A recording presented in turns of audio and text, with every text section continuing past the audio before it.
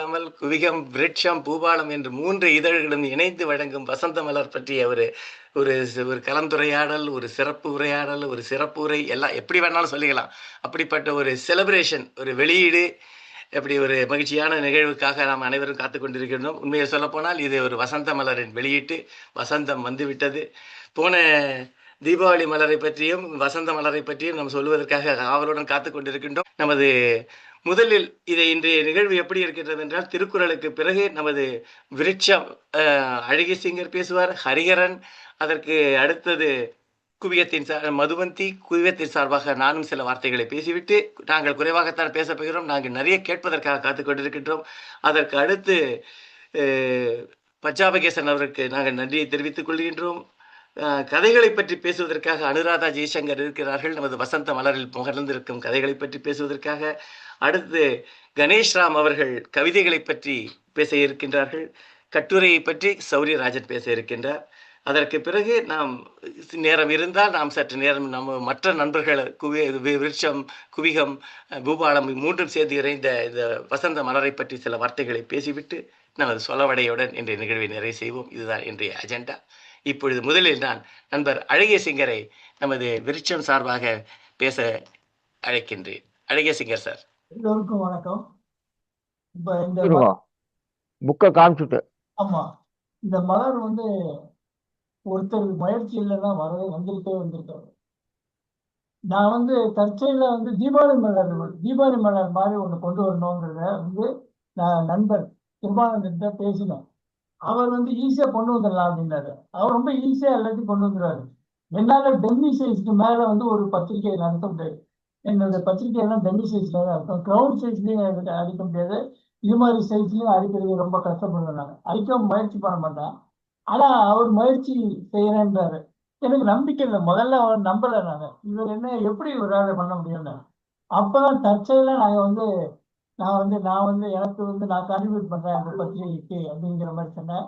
அப்புறம் ஒவ்வொரு இதழ்லையும் பூபாலம் தானாக சேர்ந்துட்டார். குவியம், அப்புறம் வந்து குவியம் சேர்ந்து கொண்டது, எல்லாம் சேர்ந்து இந்த ஒரு பத்திரிகையை கொண்டு வருவாங்க. இதை கொண்டு வந்து மெயின் பாயிண்ட் வந்து கிருபானந்தன். இந்த மெயின் பாயிண்ட் கிருபானந்தன் பண்ண முடியலன்னா இதை வந்து நடத்திருக்க முடியாது. நம்ம முதல்ல அவரை பாராட்டணும். இப்படி ஒருத்தர் வந்து ஒரு முயற்சி செய்யறாருன்னா அவரை பாராட்டணும்.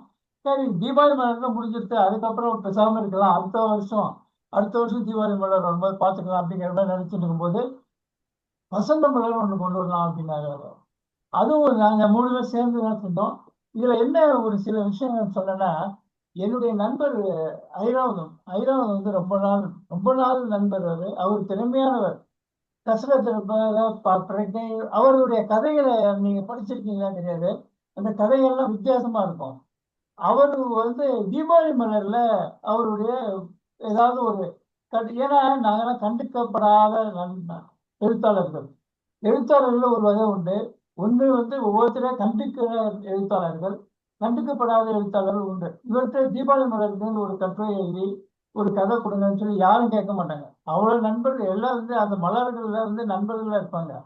அப்படிப்பட்ட நண்பர் வந்து தீபாவளி மலர் வாங்கி அதுல இருக்கிற கதைகள்லாம் படிப்பாரு. அதுவும் புதுசா வாங்க மாட்டாரு. அது தீபாவளி மலர் பழைய கதையில போய் வாங்கி வந்து அது முழுக்க படிப்பாரு. படிச்சுட்டு இந்த கதை வந்து இப்படி இருக்கு அப்படின்லாம் அனலைஸ் பண்ணுவார். அப்படிப்பட்ட ஒருத்தருடைய படைப்புகள் வரலாங்கிறது எனக்கு இந்த தீபாவளி மலர் ஆரம்பிக்கும் போது தோணிக்கும்.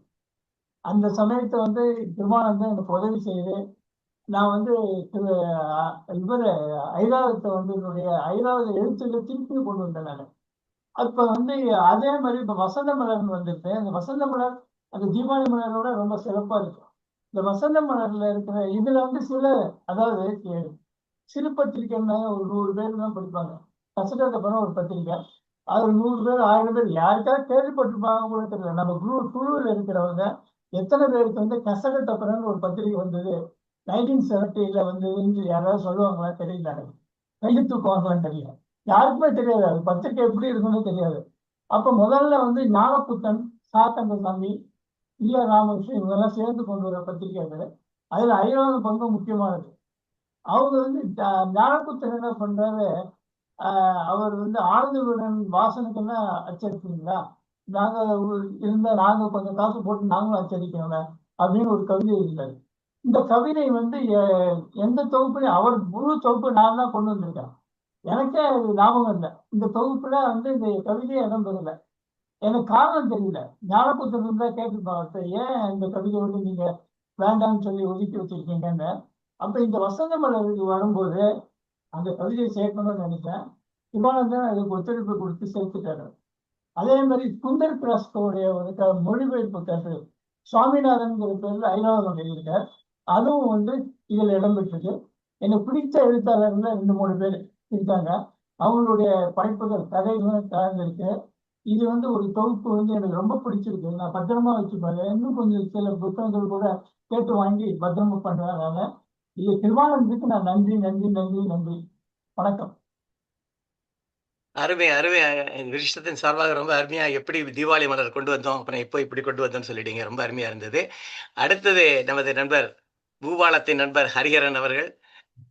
பூபாலத்தில் அவர் ஒரு ஒரு ஸ்ட்ராங் பில்லர். நாங்க இது அவர் எப்படி கொண்டு வந்தோம் இந்த வசந்த மலர் என்பதை பற்றியும் அதை பற்றி சில கருத்துக்களை தெரிவிப்பார். ஹரிஹரன். அனைவருக்கும் மாலை வணக்கம். ஆம், இது வந்து எப்படி தீபாவளி மலர்ல இருந்து எப்படி ஆரம்பிச்சோங்கிறத வந்து அழகிய சிங்கர் சொல்லிட்டாரு. ஸோ அதனால அதை திருப்பி சொல்ல வேண்டிய அவசியம் இல்லைன்னு நினைக்கிறேன். பட் அந்த அதே நேரத்துல இந்த தீபாவளி இதே மாதிரி மலர்கள் வந்து அடிக்கடி வரணும். அது 3 மாதத்துக்கு ஒரு தடவை அப்படிங்கிற மாதிரி ஐடியா இருந்து அது வந்து ரொம்ப கஷ்டமான விஷயங்கிறதுனால இந்த ஏப்ரல் மாதம்னு ஒன்று வச்சுப்போம். 6 மாசம் இடைவெளியில அடுத்தது. ஸோ இது வந்து டெக்னிக்கலா பார்த்தோம்னா வருடத்திற்கு 2 முறைன்னு வச்சுக்கலாம். ஒன்று வந்து வசந்த மலர், இன்னொன்று தீபாவளி மலர்ங்கிறது பிளான் பண்ணிக்கலாம். அந்த வசந்த மலர்ங்கிற பேர் கூட முதல்ல பிளான் ஆகல. அப்புறம் யோசிச்சு யோசிச்சு ஒரு பேர் கொடுக்கலாம் அப்படின்னு சொல்லி அப்படி வந்து அதுக்கப்புறம் அதுல என்ன இருக்கணும், தீபாவளி மலர் அளவுக்கு கனமான பத்திரிகை, கனமான விஷயங்கள் இருக்கலாம், கனமான பத்திரிகை இருக்க வேண்டாங்கிறதுனால பக்கங்களை குறைக்கலான்னு ஒரு பிளான். போன தடவை வந்து முதல் முயற்சிங்கிறதுனால அந்த பக்கங்கள் எண்ணிக்கை வந்து நாங்க முதல்ல பிளான் பண்ண விட ஜாஸ்தியா போயிருந்தது. இந்த தடவை ஆளுக்கு 30 பக்கங்கள்னு எடுத்துக்கிட்டு ஒரு அடிஷனலா ஒரு பஃபர் ஒரு 10 பேஜஸ் 100 பேஜஸ்ல முடிச்சிடலாம். அது ரொம்ப பெர்ஃபெக்டா பண்ணியிருக்காரு கிருபானந்தம். அதுக்கு அவருக்கு நன்றி. கொஞ்சம் ஜாஸ்தியா போச்சு. அதுக்கப்புறம் எடிட் பண்ணி எடுத்துட்டாங்க. இருந்தாலும் அது 100 பக்கங்கள் வந்து 100 பக்கங்களை அது கரெக்டா ஃபர்ஸ்ட் பேஜ்ல இருந்து 100th பேஜ் வரைக்கும் ஃபில்அப் பண்ணணும் இல்லையா? அந்த இதுவும் ரொம்ப அழகா பண்ணாரு. ஸோ அதுக்கு அவருக்கு முக்கியமா நன்றி சொல்லணும். ஏன்னா இன்னொரு இடத்துல உட்காந்துட்டு ஆர்கனைஸ் பண்றதுங்கிறது ரொம்ப கஷ்டமான விஷயம். அது பண்ணிட்டு அதெல்லாம் அரேஞ்ச் பண்ணி கொடுத்த வந்து டாக்டர் பாஸ்கரன். அது வந்து என்னென்ன ஆர்டர்ல வரணுங்கிறது நம்ம தீபாவளி மலர்ல இருந்தே அவர் அந்த பொறுப்பு எடுத்துக்கிட்டாரு. என்னென்ன வரணும்னு அந்த ஆர்டரை அவர் பார்த்துக்கிட்டாரு. ஏன்னா இது வந்து கலந்து போடணும். இந்த சீட்டு வந்து ஒரே மாதிரி இருக்கக்கூடாது, வரிசையா இருக்கக்கூடாது. ஃபர்ஸ்ட் வந்து விருட்சம், அதுக்கப்புறம் குவிகம், அப்புறம் பூபாலம் வர வேண்டாம். அந்த தனித்தனி தொகுதிகள், தனித்தனி பத்திரிகைகள்ல இருந்து வர தொகுதிகளா இருக்க வேண்டாம். கட்டுரைகளை கலந்து போட்டு அப்புறம் அதை வந்து இண்டெக்ஸ்ல பண்ணிக்கலாங்கிற ஐடியா ஃபாலோ பண்ணி இந்த தடவை அதை பண்ணியிருக்கோம். ஸோ இதுல வந்து எனக்கு முக்கியமா நான் தேங்க் பண்ண வேண்டிய என்னன்னா, கவிதை வசந்த மலர்னு வருதுன்னு சொன்னோன்னா வசந்தத்தை சம்பந்தமா ஒரு கவிதை எழுதுன்னு மீவிட்ட கேட்டேன், உடனே அனுப்பிச்சிட்டார். ஸோ அவர் தான் படைப்புகள்ல முதல்ல கொடுத்தவர் அவர் தான். அதே மாதிரி அந்த இதுக்குண்டான பத்திரிகையோட விலை வந்து 100 ரூபாய் அப்படின்னு சொல்லி நம்ம சர்க்குலேட் பண்ணோம்னா ஆஸ் யூஷுவல் தயாள குணத்தோட முதல்ல வந்து அவர் தான் பண்ணாரு. அவருக்கு முக்கியமா நன்றி. அப்புறம் வந்து இந்த நம்மளோட பிரிண்டிங் ஏன்னா நம்ம 100 பக்கத்தை வந்து கன்சிடரிங் த காஸ்ட், ஏன்னா இப்போ பிரிண்டிங் காஸ்ட்டை விட போஸ்ட்ல அனுப்புறது ரொம்ப எக்ஸ்பென்சிவ் ஆயிடுச்சு. 42 ரூபா ஒரு புத்தகம் போஸ்ட்ல அனுப்புறது, ரிஜிஸ்டர்ட் போஸ்ட்ல அனுப்புறது. ஸோ அதனால நாங்க வந்து இந்த அட்வர்டைஸ்மெண்ட்டுக்கு கேட்கலாம்னு சொன்னோன்னா திரு பஞ்சாபகேசன் எப்படின்னா இந்த நிகழ்ச்சியில பின்பகுதியில வந்து பஞ்சாபகேசனுக்கு தனியான ஒரு நன்றி நவிழல் இருக்கு. அதனால வேற மாத்திரம் சொல்லிக்கிறேன். பட் உடனே அவர் கேட்டுட்டு உடனே பண்ணிடலாமே அப்படின்னு சொல்லி பண்ணார். அவருக்கு வந்து சுருக்கமா ஒரு நன்றி சொல்லிடுறேன். விரிவான நன்றி பின்னால் அவர் சொல்லிப்பாரு. ஸோ இதெல்லாம் இருக்க. முக்கியமா அடுத்து வேற என்ன விஷயங்கள் சொல்லணும்னா, எங்களுக்கு வந்து ஊருக்கு ஒரு உபகாரி மாதிரி எனக்கு ராஜாமணி வந்து எல்லாமே பண்ணார். இன்ஃபேக்ட் நான் வந்து பூபாலம் வந்த போது கூட, ஏன்னா இது வந்து எனக்கு ரெட்ட பிரசவம் மாதிரி இது.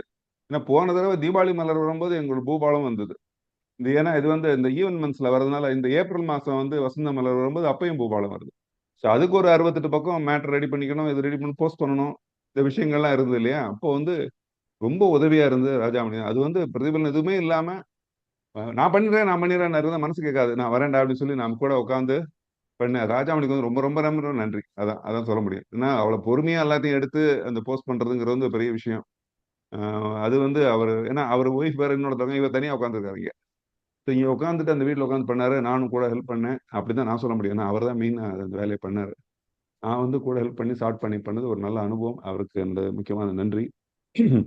அப்புறம் எங்களுக்கு வந்து நிறைய ஒரு சில பேருக்கு வந்து இப்போ இந்த இதழில் இடம் கொடுக்க முடியல. அவங்களுக்கு வந்து சிறந்தாழ்ந்து மன்னிப்பு கேட்டுக்கொள்கிறேன், முடியலன்னு அவங்க சொன்ன 100 பக்கம் தான் வச்சிருக்கோம், அதுக்கு மேலே எக்ஸிட் பண்ணக்கூடாதுன்னு சொல்லிட்டாங்க. அதனால அவங்களுக்கு மன்னிப்பு அடுத்த தடவை பார்த்துக்கலாம். இன்னொன்று வந்து முக்கியமான இன்னொரு விஷயம் என்னன்னா, போன தீபாவளி மலர்ல வந்தவங்கள திருப்பி ரிப்பீட் பண்ண வேண்டாங்கிற ஒரு ஒரு ஒரு கான்சியஸான நம்ம எடுத்த ஒரு முயற்சி. அது வந்து பண்ண வேண்டாம் அப்படிங்கிற ஒரு தாட் இருந்தது. முடிஞ்ச வரைக்கும் அதை அவாய்ட் பண்ணியிருக்கோம். But content is the king. அதனால அந்த எது வருதோ அதுக்கேத்தாப்புல நம்ம வந்து போடணுங்கிறனால அந்த ப்ரிஃபரன்ஸ் கொடுத்து ரிப்பீட் பண்ணாலும் நல்லா இருக்கு ஆர்டிக்கல்ங்கிறனால அதையும் நம்ம இடம் கொடுத்துருக்கோம். எங்களுக்கு வந்து ரொம்ப சந்தோஷமான விஷயம் என்னன்னா, இவர் பூபாலம் சைட்லன்னு சொல்லணும்னா இலங்கை ராமசாமி வந்தது பெரிய ஒரு எங்களுக்கு ஒரு ரொம்ப பெருமையான விஷயம். அதே மாதிரி திருப்பூர் கிருஷ்ணன் கொடுத்தது, அப்புறம் வந்து பத்மினி பட்டாபிராமன், இது இந்திரநீலன் சுரேஷ் அவர்கிட்ட ஒரு கட்டுரையை கேட்டேன், கதையை கொடுக்குறேன், சரின்னு சொல்லி கதையை வாங்கிட்டோம். அவர் எது கொடுத்தாலும் நல்லா இருக்குங்கிறதுனால அவர் வந்து பூபாலத்துல வந்து ஒரு ஏஐ சம்பந்தமா ஒரு தொடர் எழுத சொல்லியிருக்கோம். அது வந்து சிறப்பா வரும்னு நினைக்கிறேன். அப்புறம் வந்து முனைவர் நா கண்ணன், அவர் வந்து ஏற்கனவே நம்ம குவிகத்துல கூட பேசியிருக்காரு. முனைவர் நா கண்ணன் அவர் வந்து இந்த கொரிய ஜப்பான் மொழிகள்ல வந்து நிறைய ரிசர்ச் பண்ணி ஆர்டிகிள் பண்ணியிருக்காரு. நிறைய விஷயங்களை பேசக்கூடியவர். அவர்கிட்ட இருந்து ஆர்டிகிள் கேட்டணும், அதானே கொடுத்துட்றேனே அப்படின்னாரு. அவர் பூபாலம் சந்தாதார வாசரும் கூட. அதுல ஒரு சந்தோஷம். அப்புறம் ரமணன் சார் கேட்ட உடனே அனுப்பிச்சிட்டார். உடனே தங்கமே தங்கம் முக்கியம், அதாவது கான்டெம்பரரி டாபிக். அது அழகா கொடுத்தாரு. நிறைய விஷயங்கள் இப்போ நமக்கு புரியாத விஷயங்கள்லாம் அவர்கிட்ட இருந்து கத்துக்கலாம். அவரோட அந்த பொலிட்டிக்கல் த்ரில்லர் வந்ததுக்கப்புறம் இந்த மாதிரி விஷயங்கள் அவர்கிட்ட இருந்து கேட்கறதும் படிக்கிறதும் ரொம்ப சுவாரஸ்யமா இருக்கு. அவருக்கு வந்து அதை தவிர பயவேசு அவரோட கவிதை வந்து ரொம்பவே நெஞ்ச பிசையுது. ஸோ அது அவருக்கு அதுக்காகவே அந்த மாதிரி ஒரு படம் ஒன்று பேக்ரவுண்ட் செலக்ட் பண்ணி, ஸோ அந்த அந்த அந்த முயற்சிகள்லாம் நம்ம பண்ணியிருக்கோம். இந்த கவிதைகளுக்கு பின்னால ஒரு ஒரு ஒரு ஹேசியான ஒரு பிக்சர் வருது. ரெண்டாவது வந்து இது பிடிஎஃபாக சர்க்குலேட் பண்ணும்போது கலர்ல பண்ணலான்னு கிருபானந்தன் சொன்னார். ஸோ இதெல்லாம் பண்ணக்கூடிய முயற்சிகள். இனியும் இதுக்குண்டான இம்ப்ரூவ்மெண்ட் இருக்கும் இனிமேல ஃபர்தரா. இது எப்படி தரத்தை முன்னேற்றி ஃபர்தரா கொண்டு போகணுங்கிற ஒரு முயற்சியில் தொடர்ந்து ஈடுபடுவோம். அடுத்து தீபாவளி மலர்ல சந்திப்போம். அதுக்கு புக்கை ரிலீஸ் பண்ண சொன்னார், ரிலீஸ் பண்ணிட்டேன். ஸோ நான் அதை வந்து காட்டணும்னு சொல்லுவார் இல்லையா, காட்டுறேன். புக்கை கையில் வச்சிருக்கேன். அனைவருக்கும் நன்றி. இங்க மீட்டிங் வந்த அனைவருக்கும் நன்றி. வணக்கம். நன்றி நன்றி ஹரி, ரொம்ப அழகா சொன்னீங்க. எப்படி ஒரு தீபாவளி இது வசந்த மலர் எப்படி கொண்டு வந்தோங்கிறத பற்றியும், அழகிய சிங்க சொன்னதை தொடர்ந்து நீங்களும் அது உள்ள எப்படி எல்லாரும் கான்ட்ரிபியூட் பண்ணாங்க அப்படிங்கிறத பற்றி எல்லாம் அழகா சொன்னீங்க. இப்போ பூபாலத்தின் இன்னொரு விங்காக இருக்கக்கூடிய நமது மதுவந்தி அவர்கள் ஒரு வார்த்தைகள் கூறிவிட்டு நம்ம அடுத்தது போவோம். அனைவருக்கும் முன்கூட்டிய பராபவ தமிழ் புத்தாண்டு வாழ்த்துக்கள், வசந்த மலரின் வாழ்த்துக்கள். இதுக்கு முதல் கிரெடிட் வந்து சுந்தரராஜனுக்கு தான் சொல்லணும். நம்ம தீபாவளி மலர் கொடுத்துட்டு அப்பாடா அப்படின்னு இருந்தோம். ஏன்னா அவ்வளோ பெரிய ஒர்க். அது ஃபர்ஸ்ட் டைம் இந்த மாதிரியான ஒரு 3 இதழ்கள் பத்திரிகைகள் சேர்ந்து நடத்துறது வந்து அதுதான் ஃபர்ஸ்ட் டைம். அது அந்த தீபாவளி மலர் அதோட இதில் வந்து நாங்கள் ரொம்ப நல்லா இருக்கு எல்லாரும் சொல்லிட்டாங்க அப்படின்னு நினச்சிட்டு இருந்தப்போ இந்த சுந்தரராஜன் சொன்னார், நம்ம வசந்த மலர் கொண்டுடலாம். அவர் இன்னொரு ஸ்டெப் மேலே போய் 3 மாதத்துக்கு கொண்டுடலாம்லாம் சொன்னார். அப்புறம் அதெல்லாம் ரொம்ப கஷ்டம், நம்ம 2 கொண்டுலாம் ட்ரை பண்ணலான்னு சொல்லி ஏப்ரலில் வசந்த மலர் நல்லா இருக்கும் பேரெல்லாம் நிறைய யோசிச்சு ஒரு வசந்த மலர்னு கொண்டு வந்து, அப்புறம் ஹரி சொன்ன மாதிரி முன்னாடி அந்த தீபாவளி மலர் படைப்பாளிகளே வேண்டாம் புதுசாக கேட்கலான்லாம் கேட்டு எல்லாம் பண்ணி இந்த மலர் கொண்டு வந்தது. அவர் எல்லாரும் சொன்ன நன்றி சொன்ன மாதிரி கிருபானந்தன்லேருந்து ராஜாமணிலேருந்து எல்லாருக்கும் இன்னொரு தடவை நன்றி சொல்லியே ஆகணும். இந்த கிருபானந்தனும் இன்னொரு ஐடியா சொன்னார். அந்த ஹரி சொன்னது மாதிரி அந்த பிடிஎஃப்ல கலர், அது பார்த்தீங்கன்னா பிடிஎஃப் உங்களுக்கு யாராவது வேணும்னா பாருங்கள், ரொம்ப அழகாக வந்திருக்காது. அந்த கலரோட ரொம்ப அழகாக இருக்குது. அது பார்க்குறதுக்கு அச்சை விட இன்னும் ரொம்ப நல்லா இருக்க மாதிரி இருக்குது. இன்னும் அச்சுக்கு என்னோட இன்னும் டெல்லி வழக்கு விரைவு தபால் வந்து வேகமாக வந்துட்டு இருக்கு, இன்னும் ஒன்றும் வரல எனக்கு. அதனால அச்சு ரொம்ப நல்லா வந்திருக்குன்னு எல்லாரும் சொன்னாங்க. அதனால எல்லாருக்கும், ராஜாமணிக்கு, கிருபானந்தனுக்கு, சுந்தரராஜனுக்கு, அழகிய சிங்கர், ஹரி எல்லாருக்கும் திருப்பியும் ஒரு நன்றி. வணக்கம். நன்றி மதுவந்தி, ரொம்ப அழகா சொன்னீங்க. அது நமக்கே நம்ம நன்றி சொல்லிக்கிறோம். இப்போ இனிமேல் தான் மற்றவர்கள் நம்ம என்ன சொல்லுகிறாங்கன்னு கேட்போம். இப்போ நம்ம டாக்டர் பாஸ்கரன் இந்த பூபாலத்தோடு இணைந்து எல்லாத்தையும் இணைந்து ஒரு கோஆர்டினேட்டர், ஒரு சீஃப் எடிட்டர் மாதிரி ஒன்று பண்ணார் அழகா. அவர் ஒரு வார்த்தைகள் சொல்லிவிட்டு நம்ம சிறப்பு பேச்சாளர்களை அழைப்போம். இது எல்லாருக்கும் வணக்கம். சீஃப் எடிட்டர்லாம் இல்லை, அவர் ஓரமாக கூடவே ஓடி வந்துட்டு இருந்தேன், அவ்வளோதான். எங்கேயாவது கை விட்டாங்கன்னா பிடிச்சிக்கலாம் அப்படிங்கிறத நான் அதில் எடிட்டிங்லாம் ஒன்றும் பண்ணல. அந்த பிடிஎஃப் ஃபார்ம் வந்து கலரில் இருக்கிறது ரொம்ப அழகாக இருக்கு. அது நான் என்ன நினைக்கிறேன், நெக்ஸ்ட் டைம் கொஞ்சம் காசு செலவானாலும் பரவாயில்லன்ட்டு பிரிண்டே கலரில் பண்ணலாம், 1 or 2 பேஜ் அட்லீஸ்ட் அப்படின்னு நான் நினைக்கிறேன். அவ்வளோ அழகாக வந்திருக்கு, அந்த கலரில் வந்திருக்கு. அது ஒன்றும் ப்ராப்ளம் கிடையாது. காஸ்ட் தான் அப்படின்னாக்கா அது we can always create finance, அது பிரச்சனை இல்லை. ஸோ அதே மாதிரி பண்ணணும்னு நினைக்கிறேன். ரெண்டாவது, எப்பவும் போல ஆர்டிகல்ஸ்லாம் ஒரு வகையாக கொடுக்கணும். அப்படிங்கும்போது ஒரே மாதிரி கட்டுரைகளாகவே வந்தாலோ அல்லது ஒரே மாதிரி கதைகளாக வந்தாலோ அல்லது இலக்கியம் சார்ந்த கட்டுரைகள் வந்து அந்த கட்டுரைகளில் கூட கொஞ்சம் படிக்கிறவங்களுக்கு அடுத்தடுத்து ஒரே மாதிரி இருந்தால் போர் அடிச்சிடுவாங்கிறதுக்காக அதுதான் நான் பண்ணுற வேலை. இப்போ முதல்ல இலக்கிய தரமானது ஒன்று, அப்புறம் இலக்கியம் குறித்த ஒன்று. தரம்ங்கிறது இலக்கியம் குறித்த ஒன்று, அதுக்கடுத்து ஒரு ரொம்ப சாதாரணமான ஒரு கட்டுரை ஒன்று சொல்லணும்னா இலக்கியமாக ஒரு கட்டுரை வந்திருக்கு. அடுத்தது ரேவதி பாலு அவர்களுடைய ஒரு நகைச்சுவை கட்டுரை. அந்த மாதிரி ஒரு படிக்கிறவங்களுக்கு அடுத்த டாபிக் என்ன வந்து அதே மாதிரி இருந்தால் போர் அடிக்குங்கிறதுக்காக அது ஒன்று தான் நான் செஞ்ச வேலை, வேற ஒன்றும் செய்யலை. அப்புறம் இந்த பஞ்சாப் ஏசன் சார்ட்ட ஒரு வார்த்தை சொன்னேன், அவ்வளோதான். He was able to do it. இதில் என்ன ஒரே சந்தோஷம்னா, நான் ஒரு எடிட்டர் கிடையாது. இந்த 3 பத்திரிகையிலுமே பங்களிப்பு என்னன்னா எப்போவாது எழுதுறது தான் ஞாபகம் வரும்போது. இந்த சிறப்பு மலர்களில் மட்டும் கோஆர்டினேட் பண்ணி அந்த ஆர்டிகிள்ஸ் வகை பண்ணி கொடுக்குற வேலை ஒன்று மட்டும் தான் இது. இது என்ன பெரிய கஷ்டம், சமைச்சு எல்லாம் வச்சப்பறம் அது பரமாறுறது தானே. இதை முதல்ல பாயசத்தை இந்த இடத்துல வை, பச்சடி அங்கே வைன்னு சொல்ற மாதிரி வேலை தான் அது. அது பரமாறுறவங்களுக்கு கஷ்டமா இருக்குமோன்னுவோ, சாப்பிட்றவங்களுக்கு நல்லா இருந்தா சரி. அந்த வகையில் வசந்தமலர் நல்லா வந்து நான் பிடிஎஃப் ஃபார்ம் தான் பார்த்தேன், மிக சிறப்பாக இருந்தது. எனக்கு ஒரு வாய்ப்பு கொடுத்ததுக்கு நன்றி, வணக்கம். நன்றி டாக்டர் பாஸ்கரன். இந்த நிகழ்வு அவர் தான் நடத்தியிருக்கணும், ஆனால் கொஞ்சம் வேலையெல்லாம் இருக்கிறதுனால அவர் முடியல. இன்னைக்கு குவியத்தின் சார்பாக ஒரு வார்த்தைகள், ஏன்னா இது புரோட்டோகால் படி பண்ணி ஆகணும். விருட்சம் சொல்லியாச்சு, பூபாலம் சொல்லியாச்சு, குவிகமும் சொல்லணும். அந்த ஒரு மகிழ்ச்சி. அது என்னென்னா, குவியத்தின் சார்பாக இவர் சொன்னது போல் நாங்கள் ஒவ்வொரு குவார்ட்டரும் நம்ம ஒரு புத்தகம் கொண்டு வரணும்னு தான் சொல்லிட்டு இருந்தேன். ஆனால் அது முடிய மாட்டேங்குது. குவார்ட்டர்லாம் வேண்டான்ட்டார் அவர் உடனே. அதுக்கப்புறம் நம்ம சரி முதல்ல ஒரு வருடத்துக்கு ஒன்றுனோடனே இல்லை வருடத்துக்கு 2வது கொண்டு வரணும்னு சொல்லி தான் இப்போ 2 இதை கொண்டு வந்திருக்கோம். ஒரு ஹாஃப் இயரில் ஒன்று தீபாவளி, அக்டோபர் நவம்பரில் வந்து தீபாவளி இதழும், இப்போ தமிழ் புத்தாண்டு இணைத்து அதை ஒரு வசந்த மலர்னு பேர் வைக்க சொன்னதே நமது மதுவந்தி அவர்கள் தான். அதை பற்றி ஒரு அழகான ஒரு கவிதை எழுதியிருக்காரு. அந்த கவிதைகளை பற்றியெல்லாம் சொல்வதற்காக நம்ம நண்பர்கள் இருக்கிறார்கள். இதில் எனக்கு குவியத்தின் சார்பாக கேட்ட உடனே ஆர்டிகல்ஸ் எல்லாரும் நிறைய அனுப்பிச்சாங்க. எனக்கு என்ன பெருமை என்னென்னா, மக்கள் அந்த ஆர்டிகல்ஸை பற்றி அவங்கள்ட்ட முதல்ல சொல்லிட்டு இருந்தேன். ஒரே ஒரு சின்ன ஒரு கருத்து என்னென்னா, இந்த தடவை நிறைய சிறுகதைகளை பற்றி, அதாவது பிரபலமான கதைகளை பற்றி எழுதணும்னு சொல்லி ஒரு பிளான் பண்ணது. பட் ஆனால் அது சரியாக கொஞ்சம் ஒர்க் அவுட், எல்லாமே கதைகள் அப்படி இருந்தால் நல்லா இருக்காது அப்படின்னு சொன்னோம். இந்த தடவை 4 சிறுகதைகளை பற்றி நாங்கள் கொண்டு வந்தோம். ஒன்று ஜெயமோகனுடைய கதை, எஸ் ராமகிருஷ்ணன் அவர்களுடைய கதை, சிவசங்கரின் கதை, தி ஜானகிராமனுடைய கதை. 4 ஸ்டால்வர்ட்ஸோடைய கதையினுடைய ஒரு சுருக்கமாக, அதை ஏற்கனவே படித்தது தான், அனுபவிச்சது தான், திருப்பி பழைய ஸ்வீட்டு மைசூர் பாக்கு இருந்தாலும் லட்டு இருந்தாலும் எடுத்து ஒரு வாயில் போட்டுப்போமே அப்படிங்கிற பாணியில் நம்ம அதை திருப்பி கொண்டு வந்தோம். அது தவிர இன்னும் நிறைய நண்பர்கள், நம்ம தென்காசி கணேசன், துரை தனபாலன், அப்புறம் மேஜர் ஜெனரல் ரிட்டையர்டு அவர் முரளி கோபாலகிருஷ்ணன் அப்படிங்கிறவர் ரொம்ப அழகாக எழுதியிருக்கார். ஒரு 5 கேதாரங்களை பற்றியும் அதை பற்றியெல்லாம் நண்பர்கள் சொல்லுவாங்க. பா முத்துக்குமரன், ஷைலஜா, அப்புறம் வேணுகோபாலன், எஸ்வி வேணுகோபாலன், மஞ்சுளா சுவாமிநாதன், ஜிபி சதுர்புஜன், அனந்த் ரவி, பானுமதி, யாரோ ராமமூர்த்தி, அசோகமித்தனுடைய கதைகளும் நாங்கள் கவிதை ஒன்று எடுத்து போட்டிருக்கோம்.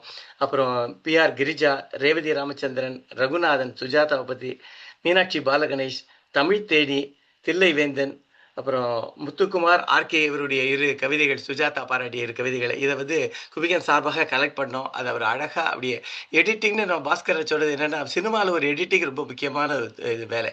படம் எப்படியோ எடுத்துருவாங்க, ஆனால் அதை அழகாக கொண்டு வந்து கோர்த்து அதை சரியாக கொடுத்து ப்ரெசென்ட் பண்ணணும். அவர் சொன்ன மாதிரி சாப்பாடு எப்படி சமைச்சிட்டோம் அது சரியாக அதை பரிமாறலைன்னா, அது இதில் பாலக்காடு பாஷையில் அதை விளம்பரதுன்னு சொல்லுவாங்க. விளம்பரத்துக்கு வாங்க அப்படிம்பாங்க.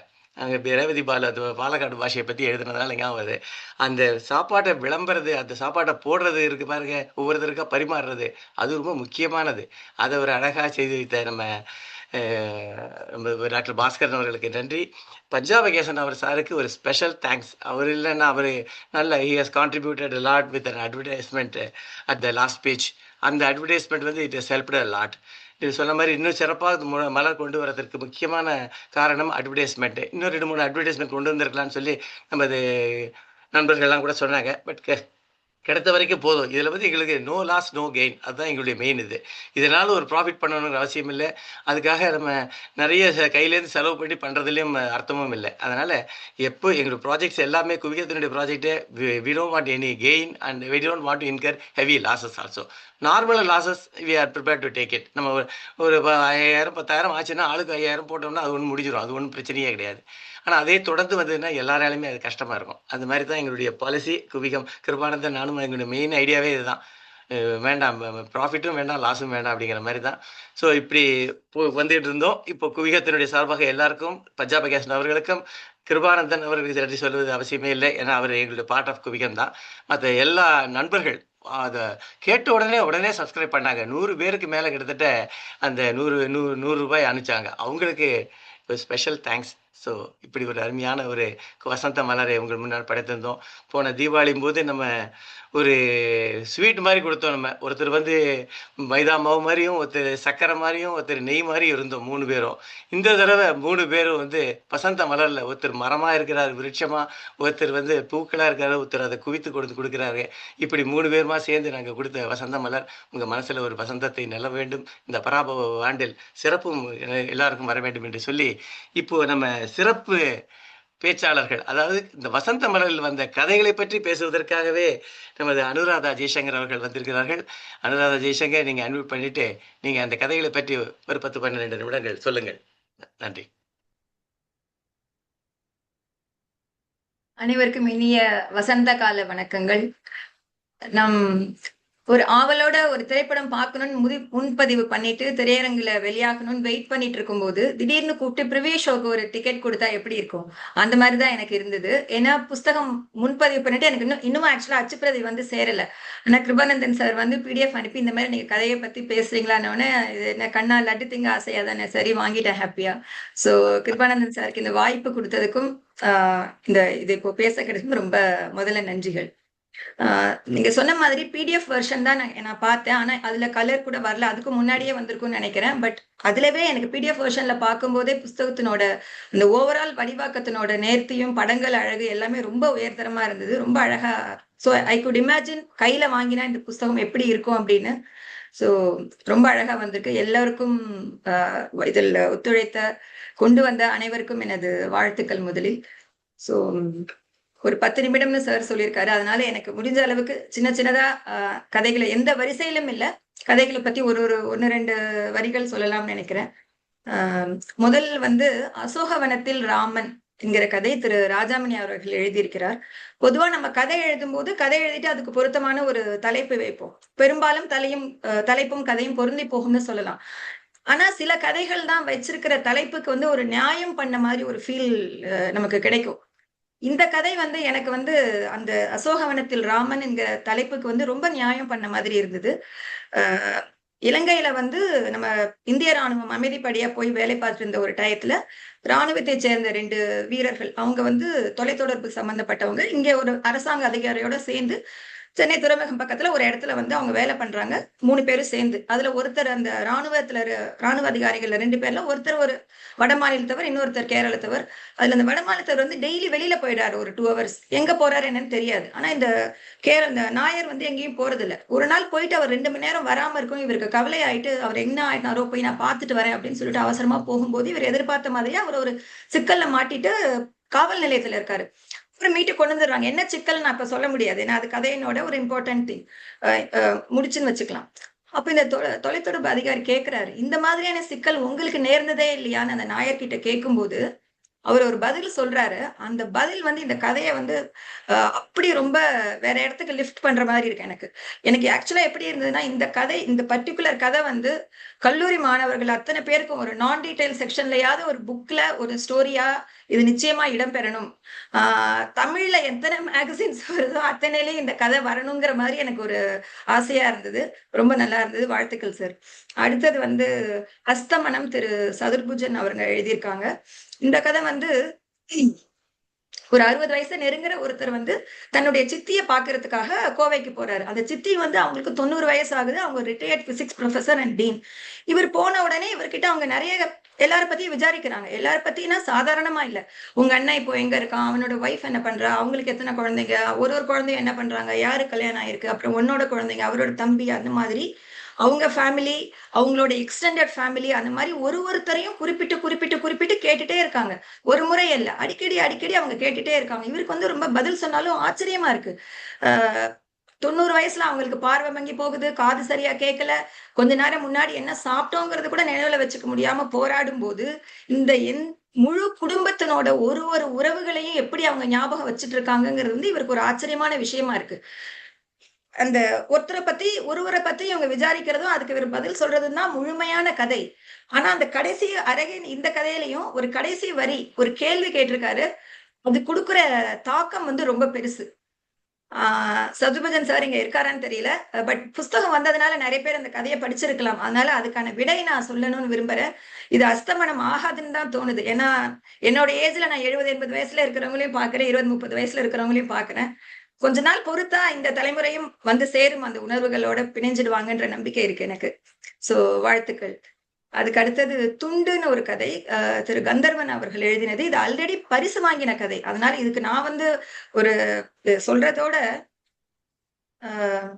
வேலுன்னு ஒரு கூலி தொழிலாளி, அவர் வந்து அந்த ஊர்ல இருக்கிற அம்பலக்காரரோட வீட்டுக்கு வேலைக்கு ஒரு நாள் கூலி வேலைக்கு கூப்பிடுறாங்கன்ட்டு போறாரு. தோல்ல துண்டை போட்டு நான் வந்துட்டேங்கிறத தெரிவிச்சுட்டு உட்கார்ந்துருக்காரு. அந்த ஒரு காலையில இருந்து சாயந்தரத்துக்குள்ள அந்த வீட்டுல அவருக்கு வேற வேற வேலைகள் கொடுக்கப்படுது. வேற வேற ஆட்கள், வீட்டுல இருக்கிற முதலாளி, அவரோட ஒய்ஃப், அவங்க பசங்க, பேர குழந்தைங்க, ஒருத்தர் வரும்போதும் அவரோட துண்டு இடம் மாறிட்டே இருக்கு. அந்த அம்மா வரும்போது தலையில இருக்கிற துண்டை தூக்கி முழங்கையில போட்டுக்கணும், வேலை செய்யும் போது தலையில கட்டிக்கணும், அந்த முதலாளி வந்தாருன்னா அதை தூக்கி இடுப்புல கட்டிக்கணும், வேற யாராவது குழந்தைங்க வந்தா அதை தூக்கி கையில போட்டுக்கணும். இந்த மாதிரி அந்த ஒரு வேலைக்கும் ஒரு சம்பாஷணை போதும் ஒரு நபரை பார்க்கும் போதும் அந்த துண்டு வந்து இடம் மாறிக்கொண்டே இருக்கிறது.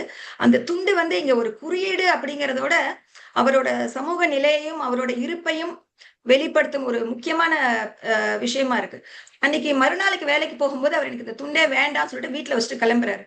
ஆனா அங்க போனோன்னு என்ன ஆகுது அப்படிங்கறத நீங்க அந்த கதையில படிச்சு தெரிஞ்சுக்கணும். இந்த கிரேட் இந்தியன் கிச்சன் ஒரு மூவி வந்தது, நிறைய பேர் பார்த்திருப்பீங்கன்னு நினைக்கிறேன். அதுல அந்த ஒரு பெண் வந்து அந்த சமையலுறையிலே உழல்றதனோட மொனாட்டனியை வந்து அவங்க காமிச்சிருப்பாங்க. சேம் சீன்ஸ் திருப்பி திருப்பி வரும்போது. சோ ஒரு சலிப்பு, மொனாட்டனி எல்லாம் விஷுவலா காமிக்கிறது ரொம்ப ஈஸி. ஆனா அதை வந்து கதையில வரிகள்ல கொண்டு வருதுங்கிறது வந்து அவ்வளவு சிறப்பா சார் எழுதியிருக்காங்க. நிஜமா எனக்கு ரொம்ப பிரமிப்பா இருந்தது அந்த the feelings that it evoked. அதுக்கு அடுத்தது வந்து மூங்கில் நிலவு அப்படின்னு ஒரு கதை, திருமதி பத்மினி பட்டாபிராமன் அவங்க எழுதியிருக்காங்க. இது வந்து ஜப்பானிய நாடோடி கதையை அடிப்படையாக கொண்டு எழுதினது அப்படின்ட்டு அவங்க அதுல குறிப்பிட்டிருக்காங்க. முழு நிலவு பொழியும் மூங்கில் தோட்டத்துல ஒரு அழகான பொண்ணு, ஒரு 17 வயசு பொண்ணு நின்றுட்டு இருக்கா. அப்போ அந்த சைடு வந்து ஒரு இளைஞன் வந்து குதிரையில வரான். 2 பேருக்கு ஒருத்தர் பார்த்தோன்னு பிடிச்சு போகுது.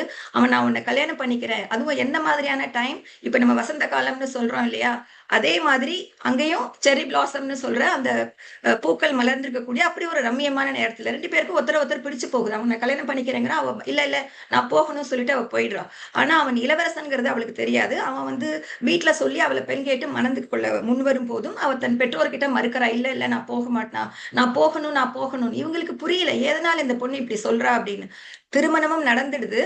அவங்கிட்டயே அவ போகணும்னு சொல்றான்.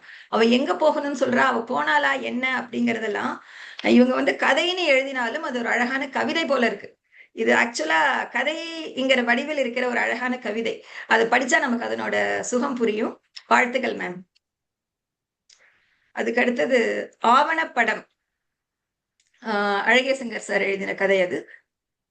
இதுல வந்து சார் வந்து தன்மையில எழுதியிருக்காங்க.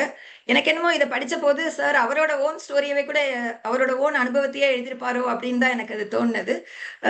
தன்னோட ஒரு நண்பர் இறந்து அவங்கள அந்த கதை எழுதியிருக்கிறவரோட நண்பர் வந்து இறந்து போயிடுறாரு. அவரோட இறுதிச் சடங்குக்கு இவர் போய் கலந்து கொள்ளணும்னு அவரோட அந்த இறந்து போனவரோட அப்பா வந்து ஒரு எழுத்தாளர். அவரை பத்தின ஒரு ஆவணப்படம் குடும்பத்தினர் தயாரிச்சிருக்காங்க. ஒரு நாள் அன்னைக்கு வெளியிட போலான்னு இருக்கிற அன்னைக்கு காலம்பரை இந்த இவரோட நண்பர் வந்து இறந்துடுறாரு. சோ அந்த இறுதிச் சடங்கு, ஆனா அந்த குடும்பம் என்ன பண்றாங்க, இறுதிச் சடங்கை முடிச்சுட்டு அன்னைக்கு ஈவினிங்கே நாங்க வந்து ஆவணப்படம் வெளியிட போறோம் அப்படின்றாங்க. அந்த குடும்பத்துல இந்த இறந்து போனவருக்கு அவர் இருந்த வரையிலுமே எந்த ஒரு மதிப்போ ஒரு மரியாதையோ ஒரு பாசமோ எதுவுமே கிடைக்கல அவங்க அம்மாவை தவிர.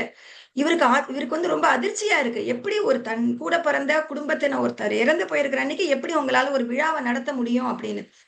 அதனால அந்த இறந்து போனவரோட வாழ்க்கைய வந்து ஒரு ஆவணமா இவர் இந்த கதையில எழுதியிருக்காரு. ஆவண படம்னு விஷுவலா காமிக்கிறது ஈஸி. ஆனா சார் வந்து ஒரு வாழ்க்கைய ஆவணமா அந்த அந்த விஷுவல்ஸ வந்து டெக்ஸ்ட் வழியா கொடுத்திருக்காரு, வார்த்தைகள் வழியா. ரொம்ப சிறப்பா இருக்கு. அது ரொம்ப நல்லா இருந்து வெரி டச்சிங் ஸ்டோரி. இப்ப 2 கதைகள் வந்து ஃபர்ஸ்ட் ஒரு கதை வந்து கண்ணான கண்ணேன்னு ஒரு கதை. இந்திரநீலன் சுரேஷ் சார் எழுதியிருக்காங்க. சார் வந்து கொஞ்சம் எப்பவுமே he rights little contemporary themes. So இதுவும் அது மாதிரி தான். ஒரு ஜென்சி கப்பல், கௌதம் அண்ட் பிரதீபா. ஸோ அந்த கணவன் வந்து இந்த கௌதம் சொல்றான், எனக்கு 2 பேருக்குமே ஒரு நாளைக்கு மத்தவங்கள்ட்ட பகிர்ந்துக்கிறதுக்கான ஒரு குட் நியூஸ் இருக்கு. சோ சரி 2 பேரும் நேரா சொல்லிக்கணும்னு விரும்புறாங்க. டின்னர் போது நம்ம நேரா டின்னருக்கு பாத்துக்கிட்டு சொல்லிக்கலாம், வீட்டுல அம்மாவுக்கு ஃபுட் வாங்கிட்டு போயிடலாம் அப்படின்னு. சோ கணவன் சொல்றான் மனைவி கிட்ட, எனக்கு இந்த மாதிரி ப்ரமோஷன் வரப்போறது அண்ட் பதவி உயர்வு அண்ட் சம்பள உயர்வும் எனக்கு வரப்போகுதுன்னு சொல்றான். அவ சொல்றா, எனக்கு பதவி உயர்வு வந்தாச்சு, சம்பள உயர்வும் வந்தாச்சு அண்ட் லண்டன் வேற எனக்கு போஸ்டிங்னு. அடுத்த பதில் என்னவா இருக்க முடியும்? அதெல்லாம் வர முடியாதுன்னு சொல்லிடு. She is shocked. இதே வேற கொஞ்சம் போன ஜெனரேஷன் வரையிலுமா இருந்திருந்தா வீட்டுக்கே வந்து சொல்லியிருக்க மாட்டாங்க. அங்க ஆபீஸ்ல இல்ல சார் என்னால குடும்பத்தெல்லாம் விட்டு வர முடியாதுன்னு அவங்களே அங்க இல்லன்னு எழுதி கொடுத்துட்டு வந்திருப்பாங்க. ஆனா இந்த காலத்து பொண்ணுங்கள்ட்ட அப்படி நடக்காது. அவ சொல்றா, ஏன் நீ வர முடியாதுன்னு சொல்ற? நீ என் கூட வா. நான் எப்படி வருது? நீ ரிசைன் பண்ணிட்டு வா. அம்மா 3 பேர் தானே இருக்கோம், நம்ம மேனேஜ் பண்ணிக்கலாம் வா அப்படின்னு சொல்லிட்டு சொல்றா. பட் அவனுக்கு அது ஒத்துக்க முடியல. எப்படி நான் வேலையை விட்டுட்டு இவளோட கூலி நான் போய் லண்டன்ல போய் உட்காந்து நான் என்ன பண்றது அப்படின்னு. ஒரு இனிமையான தருணமா இருந்திருக்க வேண்டிய அந்த டின்னர் டைம் வந்து எக்ஸ்ட்ரீம்லி டிசப்பாயிண்டிங் ஆயிடுது. 2 பேரும் வீட்டுக்கு போறாங்க. அவங்களோட அம்மா வந்து இந்த ஏதோ சம்திங் ராங் அப்படிங்கிறது அம்மாவுக்கு புரிஞ்சு போயிடுது, அந்த பையனோட அம்மாவுக்கு. இந்த காலத்துல எல்லாரும் நம்மள அந்த பூமர்னு சொல்ற தலைமுறை தான் அந்த அம்மா. அவங்க படிக்கும் போது அவங்க எம்எஸ்சில கோல்டு மெடல் வாங்கின ஒரு லேடி. அவங்க அந்த வனவாட்டத்தை புரிஞ்சுட்டு இந்த இடத்துல ரொம்ப நாசுக்கா அழகா எழுதியிருக்காரு. அவங்க பையன்கிட்ட போய் டைரக்டா என்ன ஏதுன்னு கேட்கல. மொட்டை மாடியில துணி காய போட்டிருக்கேன், போய் எடுக்கணும், கொஞ்சம் இருட்டா இருக்கும், கூட துணைக்கு வரியா அப்படின்னு கேக்குறாங்க.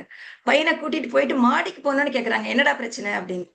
அவர் சொல்றாரு, அதுக்கு வந்து ஒரு அழகான தீர்வை சொல்றாங்க அவங்க. சரின்னு விரும்பியோ எப்படியோ அவங்க ஒத்துட்டு 2 பேரும் அந்த தீர்வை செயல்படுத்துறாங்க. அது ஒர்க் அவுட் ஆகுறது. பட் கொஞ்ச நாள்ல திருப்பி அதுலயே இன்னொரு சிக்கல் வருது. அகைன் அம்மா கிட்ட வராங்க. Again she is telling one தீர்வு. இதுல இந்திரநீலன் சார் சொல்லி இருக்கிற இந்த தீர்வு வந்து இனிமேல் பட்ட காலத்துல this is going to be the new norm, அப்படிதான் நடந்தாகணும், வேற வழி இல்லை அப்படிங்கிற மாதிரி இருக்கு. என்ன தீர்வு அப்படிங்கிறத நம்ம படிச்சு தெரிஞ்சுக்கணும். But the flow of the story is so gripping and engaging. Very இன்ட்ரெஸ்டிங்கா இருந்தது படிக்கிறதுக்கு. கிட்டத்தட்ட இதே மாதிரி ஒரு கணவன் மனைவிக்குள்ள ஏற்படக்கூடிய இன்னொரு கதை தான் இஸ்பேட் அப்படின்னு சிந்துஜா அவர்கள் எழுதியிருக்கிற கதை. அதுல வந்து செல்வம் அண்ட் சங்கீதான்னு 2 பேரு ஒருத்தருக்கொத்தர் அறிமுகமாகி நட்பாகி காதல் ஆயிடுறாங்க. கல்யாணம் ஆனதுன்னு இன்னும் சொல்லல, கல்யாணம் ஆக போகுதுங்கிற மாதிரிதான் நான் புரிஞ்சுக்கிட்டேன் அந்த ஸ்டோரியில. பட் 2 பேரும் ரொம்ப பிளான் பண்ணி லைஃப் எடுத்துட்டு போகணும்னு நினைக்கிறாங்க. சரி, ஒரு 2 பேரும் முதல்ல ஒரு வீடு வாங்கிடலாம் அப்படின்னு புக் பண்றாங்க. நினைச்சிட்டு போய் அந்த வீடு வாங்குறதுக்கான வீடை பார்த்து கீத்து விலையெல்லாம் பேசி எல்லாம் முடிச்சிடுறாங்க. 2 பேரும் சம்பாதிக்கிறதுனால சேர்ந்து 2 பேர் சம்பாத்தியமும் இருக்கிறதுனால வாங்குறதுல சிரமம் இருக்காது அப்படிங்கிற மாதிரி எல்லாம் டிசைட் பண்ண பிறகு அவன் சொல்றான் அவ கிட்ட, அவ வந்து அவளோட அம்மா அப்பாவை பார்க்க போறா ஊருக்கு. அதுக்கு முன்னாடி அவன் சொல்றான், எனக்கு ரொம்ப சந்தோஷமா இருக்கு நம்ம அந்த வீடு புக் பண்ணது. நான் இன்னொரு விஷயம் உங்ககிட்ட சொல்லணும், நான் எப்பவுமே என்னோட சம்பாத்தியத்துல ஒரு 1/4 பங்கை வந்து நான் என்னோட அப்பாவுக்கு கொடுத்துடுறேன். ஏன்னா இவ்வளவு தூரம் அவங்க செலவு பண்ணி கஷ்டப்பட்டு என்னை படிக்க வச்சு வளர்த்ததுனாலதான் இந்த நல்ல நிலைமையில இருக்கு அப்படின்னு. அவளுக்கு ரொம்ப சந்தோஷமா இருக்கு, எனக்கு அவங்களை நினைச்சா ரொம்ப பெருமையா இருக்கு அப்படின்னு சொல்றான். இவனுக்கு வந்து ஒரு பெரிய ரிலீஃபா இருக்கு. சரி, நம்ம அப்பா அம்மாக்கு பைசா கொடுக்கறதுக்கு இவ ஒன்னும் சொல்லல, she is feeling happy about it அப்படின்னு. அவ ஊருக்கு போயிட்டு இவன் என்ன பண்றான், தன்னோட அந்த செலவு கணக்குல எல்லாம் போட்டு பாக்குறான். எல்லாம் நீட்டா இருக்கு, இஎம்ஐ கட்டிடலாம், செலவு பண்ணிக்கலாம், பிடிச்செல்லாம் போக கம்ஃபர்டபுளா இருக்கலாம் அப்படின்னு நினைக்கும் போது அவ ஊர்ல இருந்து திரும்பி வந்துட்டு அவ ஒரு விஷயம் சொல்றா இவன் கிட்ட. அவ என்ன சொன்னா, இவன் அதுக்கு எப்படி ரியாக்ட் பண்ணா அப்படிங்கறது வந்து எந்த ஜென்ஸிலையும் இன்னும் டிஎன்ஏக்கள் மாறல அவ்வளவு ஈஸியா அப்படிங்கறது வந்து நமக்கு புரிய வைக்குது. நீங்க அந்த கதையை படிச்சுட்டு புரிஞ்சுக்கணும். இந்த கதையை பில்டப் ஆயிருக்கிற விதம் ரொம்ப அருமையா இருந்தது. வெரி இன்ட்ரெஸ்டிங் ரீட், நல்லா இருந்தது. அடுத்தது வந்து ஒரு சின்ன கதை, சின்ன சின்ன கனவுகள் அப்படின்னு PR கிரிஜா மேம் அவங்க எழுதியிருக்காங்க. இது ஒரு சின்ன குட்டி எளிய கதை தான். ஒரு கல்லூரி படிச்சுட்டு இருக்கிற ஒரு பொண்ணு வந்து அந்த பருவத்துக்குரிய உரிய ஒரு கனவுகளோடவே இருக்கிறா. தன்னுடைய அத்தை மகன் வந்து நம்மள கல்யாணம் பண்ணிக்க போறான்னு. ஷீஸ் ஆல்மோஸ்ட் அவ வந்து கனவுல வாழ்ந்துட்டே இருக்கா. கூட அவன் இருக்கிற மாதிரியும் வாழற மாதிரியும் அதுல படிப்புல கவனம் போகுது. அவங்க அப்பா கூட நொந்து போய் இந்த பொண்ணு கல்யாணமே பண்ணி வச்சிடலாம் அப்படிங்கிற முடிவுக்கு வர்றாரு. பட் அம்மா என்ன சொல்றாங்க, இல்ல இல்ல அவ படிச்சு முடிச்சு சொந்த கால்ல நின்னாதான் அவளுக்கு கல்யாணம் அப்படின்னு. ஆனா அவ கவனம் அதுல இல்லாம சிதறி போய் என்ன பண்றா, படிப்புல கவனம் இல்லாததுனால ஷி ஃபெயில்ஸ். ஸோ அரியர்ஸ் வந்துடுது. இப்பதான் அவளுக்கு கொஞ்சம் ஒரு விழிப்பு வருது. ஐயோ நம்ம என்னடா சரியா படிக்காம விட்டுட்டோமே அப்படின்னு. இப்படியெல்லாம் இந்த பொண்ணு உழண்டுட்டு இருக்கும்போது இவ கனவுல குடும்பம் நடத்துற அந்த பையன் உண்மையில அமெரிக்கால என்ன பண்ணிட்டு இருக்காங்கிறது இந்த பொண்ணுக்கு தெரியல. அது ரொம்ப ஒரு சோகம்னு சொல்ல முடியாது. ஏன்னா அவன் ஒண்ணு சொல்லிட்டு எதுவும் செய்யல, பிராக்டிக்கலானது. சோ இந்த பொண்ணு வந்து கனவுல இருந்து விழித்து கொள்ள வேண்டிய ஒரு தருணம் அப்படிங்கிற உணர்த்துற மாதிரியான ஒரு கதை. சின்ன கதை, எளிய கதை, பட் நல்லா இருந்தது. அதுக்கு அடுத்தது இன்னொரு கதை வந்து தமிழ் தேனி அவர்கள் எழுதியிருக்கிறது, காது காதுனா லேது அப்படிங்கிற மாதிரி. இதுல வந்து ஒரு அப்பானா கொஞ்சம் வயசான அப்பா, ஐ திங்க் ஒரு 70 வயசுக்கு மேல இருக்கும்னு நினைக்கிறேன் அவருக்கு, ராமநாதன். அவர் வந்து எந்த ஒரு வியாதிக்குமே டாக்டர்கிட்ட போக மாட்டாராம். தானே தனக்கு சுய வைத்தியம், கஷாயம் அது இது வச்சு எல்லாம் மேனேஜ் பண்ணிக்கிறப்ப ஒரு நாள் திடீர்னு பையனை கூப்பிட்டு சொல்றாரு, எனக்கு கொஞ்சம் காது கேட்கறது சிரமமா இருக்கு அப்படின்னு சொல்றாரு. அவங்க உடனே பையன் அடிச்சு பிடிச்சிட்டு ஐஎன்டி டாக்டர்கிட்ட கூட்டிட்டு போறாரு. அப்பாவை கொஞ்சம் செக் பண்ணி கொடுத்துடுங்க அப்படின்னு. இவர் சொல்றாரு டாக்டர்கிட்ட, எனக்கு ஆக்சுவலா உண்மையில ஒன்றும் பிரச்சனை இல்லைன்னு. டாக்டர் வந்து எந்த பேஷண்ட் வந்து என்கிட்ட எனக்கு பிரச்சனை இருக்குன்னு சொல்லி ஒத்துக்க போறாங்க, நான் செக் பண்ணி சொல்றேன் இருக்கா இல்லையான்னு, நீங்க வந்து உட்காருங்கன்னு சொல்லிட்டு டாக்டர் வந்து செக் பண்ணிட்டு கடைசியில் அவர் என்ன சொல்றாரு, எல்லா டெஸ்டும் பண்ணிட்டு, இல்லையே உங்களுக்கு காதெல்லாம் நல்லா தானே கேட்குது, இதுதானே டாக்டர் நான் ஆரம்பத்துலேன்னு சொல்லிட்டு இருந்தேன் அப்படின்னு. ஸோ பையனுக்கு கொஞ்சம் ரிலீவ்டா இருக்கு. பட் பையனை வெளியில அனுப்பிச்சிட்டு இவர் நான் உங்கள்கிட்ட தனியா பேசணும்னு சொல்றாரு. என்னன்னா டாக்டர் கிட்ட நம்ம போறது வந்து நோய் குணமாகிறதுக்கு மட்டும்தான் போவோமா என்ன, அதை தாண்டியும் சில காரணங்கள் இருக்கலாம் அப்படிங்கறத வந்து இதுல ரொம்ப இன்ட்ரெஸ்டிங்கா சொல்லியிருக்காரு. இட் வாஸ் சர்ப்ரைசிங் எண்ட் இருந்தது, நல்லா இருந்தது அந்த ஸ்டோரி. வாழ்த்துக்கள் சார். அதுக்கு அடுத்தது சிதம்பரம் நடராஜன் அவர்கள் வந்து லஞ்சத்தின் விலை அப்படின்னு எழுதியிருக்காங்க. நம்ம இந்த மூவிஸ் எல்லாம் வரும்போது திடுக்கிடும் சம்பவங்கள் நிறைந்த கதை அந்த மாதிரி சொல்லுவோம்ல, அந்த மாதிரியான ஒரு, எனக்கு வந்து இது கொஞ்சம் அன்எக்ஸ்பெக்டட் ட்விஸ்ட் இருந்தது இந்த ஸ்டோரியில. திடுக்கிடும் சம்பவங்கள் இருக்கிற கதை தான் இது. ஒரு பார்கவ்னு ஒரு பிரயாணி வந்து முதல் வகுப்புல ட்ரெயின்ல டிராவல் பண்ணிட்டு இருக்காரு. இப்போ டிக்கெட் செக்கர் வந்து அவர்கிட்ட பரிசோதனை கேட்கும்போது அவரு ஒரு 2ஆம் வகுப்பு டிக்கெட்டை காமிக்கிறாரு. இல்ல இதுக்கு நீங்க வந்து ஃபைன் கட்டணும், பிளஸ் டிக்கெட்னோட டிஃபரன்ஸ் காஸ்ட் வேற நீங்க கொடுக்கணும் அப்படின்னோன்னு, இருந்தாலும் என்கிட்ட பைசாவே இல்லை, என்னால செகண்ட் கிளாஸ்க்கு எல்லாம் போக முடியாது, முதுகுவலி இருக்குன்னு எல்லா டிராமாவும் ஹி இஸ் டூயிங். பட் இந்த டிடிஎஸ் வந்து அவர் இன்சிஸ்ட் பண்றாரு, இல்ல நீங்க பண்ணி தான் ஆகணும். தென் ஃபைனலா இவர் வந்து என்கிட்ட பைசா இல்லை, நான் வந்து டிக்கெட்டோட காஸ்ட் டிஃபரன்ஸ் கொடுத்துடுறேன், நான் உங்களுக்கு பைசா தரேன், நீங்க இந்த ஃபைன்லாம் இல்லாம கொஞ்சம் மேனேஜ் பண்ணுங்கன்னு ஃபோர்ஸ்ஃபுல்லா ஒரு 100 rupees 10 ரூபாய் நோட்டை வந்து அவர் பாக்கெட்ல சொருகி விட்டுறாரு. அந்த டிடியும் ஒரு 10 1/2 மணி நேரம் இவர்கிட்ட போராடிட்டு வேற வழி இல்லாம இந்த ஆள்கிட்ட இருந்து வாங்க முடியாது, சொல்லி எப்படியாவது கிளேச கோஸ்ட் தான் போகுதுன்னு சொல்லி அந்த டிக்கெட்டை கொடுத்துட்டு போயிடுறாரு. இந்த மனுஷன் என்ன பண்றான், அடுத்த ஸ்டேஷன் வந்தோடனே போய் இறங்கி he complaints to the railway police and station மாஸ்டர்கிட்ட போய், இந்த ஆள் வந்து எங்கிட்ட உங்க டிடி வந்து பிரைப் வாங்கினாரு அப்படின்னு சொல்லி இஸ் ப்ரூவிங் காரணம். ஸோ இவர்கிட்ட அந்த ரூபா நோட்டு இருக்கு, சீரியல் நம்பர் இருக்கு. ஸோ அதனால ஒன்றும் பண்ண முடியாம that fellow gets suspended. அந்த டிடி ஃபார் சஸ்பெண்ட் பண்ணிடுறாங்க. கொஞ்ச நாள் கழிச்சு அந்த டிடி வந்து இந்த ஆளை பார்க்க வராரு. இங்க ஒரு அது ஒரு ட்விஸ்ட். இந்த ஆளே பிரைப் பண்ணிட்டு இவனே போய் அந்த ஆளை டிடியை மாட்டி விட்டது. பட் அதுக்கு பிறகு திருப்பி அவரை பார்க்க வராரு. இதான் அந்த திடுக்கிடும் சம்பவங்கள் சொன்ன second twist. It was very interesting story. So எல்லா கதைகளுமே நல்லா இருந்தது. விதவிதமா நிறைய கதைகள் வந்து மனுஷங்களோட அந்த ஒரு மனவிகாரங்களை பேசுறதாகட்டும், எதுவுமே ஒரு லைட் ரீடிங்னு சொல்ல முடியாம கொஞ்சம் ஆழ்ந்து படிக்கக்கூடிய மாதிரி நமக்கு இன்ட்ரெஸ்டிங்கா இருந்தது. இரத்தல் எளிதுன்னு ஒரு கதை இருந்தது. I will not take more time, 1 minute. இரத்தல் எளிதுன்னு சொல்லிட்டு சகாதேவன் அவர்கள் எழுதின ஒரு கதை இருந்தது. அது கொஞ்சம் லாங் ஸ்டோரி. ஆனா அவ்வளவு ஒரு கொரோனான்ற வேர்டை யூஸ் பண்ணாம அந்த டைம்ல நிகழ்ந்த எப்படி ஒரு கொரோனா பேஷண்ட், அவர் வந்து எதுலையுமே இன்ட்ரெஸ்ட் இல்லாம எல்லாம் வாழ்ந்தாச்சு இனிமேல் என்ன அப்படின்னு இருக்கக்கூடிய ஒரு வயதான மனிதர் உண்மையிலேயே உயிர் போகிறது அப்படிங்கும் போது அவர் எப்படி ரியாக்ட் பண்றாரு அப்படிங்கறத வந்து அதுல ரொம்ப இன்ட்ரெஸ்டிங்கா சுவைப்பட எழுதியிருக்காரு. எல்லாரும் எழுதினதுமே ரொம்ப நல்லா இருந்தது. Was interesting read all the stories. வாய்ப்பு கொடுத்ததுக்கு நன்றி. வாழ்த்துக்கள் அனைவருக்கும். Thank you madam. நல்லா பண்ணீங்க, நல்லா அனலைஸ் பண்ணி எல்லா கதைகளையும் பற்றியும் சொல்லி அதுவும் சஸ்பென்ஸை வந்து சொல்லாமல் அப்படியே விட்டு போனது உங்களுடைய இது ரொம்ப நல்லா இருந்தது. நல்ல அனாலிசிஸ். Thank you very much. இப்போ அடுத்தது கவிதைகளை பற்றி சொல்வதற்காக கணேஷ் ராம் அவர்களை அழைக்கிறேன். கணேஷ் ராம் சார். அனைவருக்கும் வணக்கம். டிராவலிங், அதனால எந்த அளவுக்கு கனெக்டிவிட்டி இருக்கும் தெரியல. பட் எனிஹோ, ஒரு கிருபானந்தன் சார் வந்து எனக்கு ஒரு 4 நாள் முன்னாடி ஃபோன் பண்ணி நீங்க கவிதைகள் பத்தி பேசணும் அப்படின்னு சொன்னாரு. இந்த அமாவாசைக்கும் அப்துல் காதருக்கும் என்ன சம்பந்தம் அப்படின்னு கேட்பாங்க. நிஜமா ஏதோ சம்பந்தம் இருக்குன்னு தான் நினைக்கிறேன். ஏன்னா எனக்கும் கவிதைக்கும் ஏதோ சம்பந்தம் இருக்கிறதா நினைச்சு அவர் கேட்டிருக்காரு அப்படின்னா அதே மாதிரி நிச்சயமா அதுக்கும் ஏதோ சம்பந்தம் இருக்கத்தான் இருக்கும். கவிதையை பத்தி எவ்வளவு வேணாலும் பேசலாம். 10 நிமிஷம் என்ன, 10 வருஷம் கூட பேசிட்டே இருக்கலாம், பாத்ரூம் கூட போகாம பேசிட்டே இருக்கலாம். ஆனா 2 வரி எழுதுறது ரொம்ப கஷ்டம். நிஜமாவே 2 வரி எழுதுறது ரொம்ப கஷ்டம். ஏன்னா கவிதை வந்து 20 வரிகளுக்கு அலுப்பூட்டும் வாக்கியங்களால் வந்து கவிதைகளை எழுதி யாராவது ஒரு பிரபலஸ்தரை வச்சு எழுத வச்சோம்னா எல்லாருமே ஒத்துண்டுருவாங்க அது கவிதைன்னு. ஆனா எவ்வளவு ஒரு சொற்சிக்கனத்தோட ஒரு கவிதையை எழுத முடியறதோ அந்த அளவுக்கு அந்த கவிதை வந்து வளம் பெறுகிறது அப்படின்னு நான் நம்புறேன். ஃபார்ச்சுனேட்லி இந்த வசந்த மலர் இதை வந்து படிச்ச போது பயங்கர பிரமிப்பா இருந்தது. இதுல வந்து அந்த 16 அல்லது 17 வச்சுக்கலாம், இந்த 17 கவிதைகளுமே நிஜமாவே வேற லெவல்ல இருந்தது. பர்டிகுலர்லி அவர் வந்து ஆரம்பமே வந்து பிரமாதமா அந்த வசந்தத்தை பத்தி, வசந்த மலர், அது வந்து வசந்த மலர் 1 அப்படின்னு வச்சுக்கலாம். அவர் மீ விஸ்வநாதன் வந்து ஒரு சந்த கவிதை எழுதியிருந்தார். அங்கேருந்து துவங்கியது என்னை பாதித்த சில, நான் ஆல்மோஸ்ட் எல்லாமே பாதித்தது, ஆல்மோஸ்ட் எல்லா கவிதைகளுமே என்னை பாதித்த கவிதைகள் தான். அதுல வந்து கூடிய வரை இருக்கிற அந்த ஒரு 10 நிமிஷத்துக்குள்ள என்னால முடிஞ்ச வரையும் நான் ஓரளவுக்கு, அதாவது மேடம் வந்து அனுராதா மேடம் சொன்ன அளவுக்கு என்னால சொல்ல முடியும்னு தோணல. But at the same time முடிஞ்ச வரையும் நான் படிச்சு என்னை பாதித்ததாக நான் நினைத்து கொண்டிருக்கிற சில விஷயங்களை நான் பகிர்ந்துக்கலாம்னு நினைக்கிறேன். அப்கோர்ஸ் எல்லாருக்குமே தெரியும் எனக்கு வந்து நான் வந்து ஒரு ஞானகுத்தனோட பயங்கரமான ஃபேன். சோ அந்த ஞானகுத்தனுடைய அவர் மிகப்பெரிய ஆளுமை. அவர் 1970 கசடதப்பரோட முதல் இதழ்ல ஒரு கவிதை எழுதியிருக்காரு. அது இவர் வந்து அழகியசிங்கர் வந்து ஏற்கனவே ஒரு தடவை அவருடைய விஷயத்துல பப்ளிஷ் பண்ணியிருக்காரு அதை.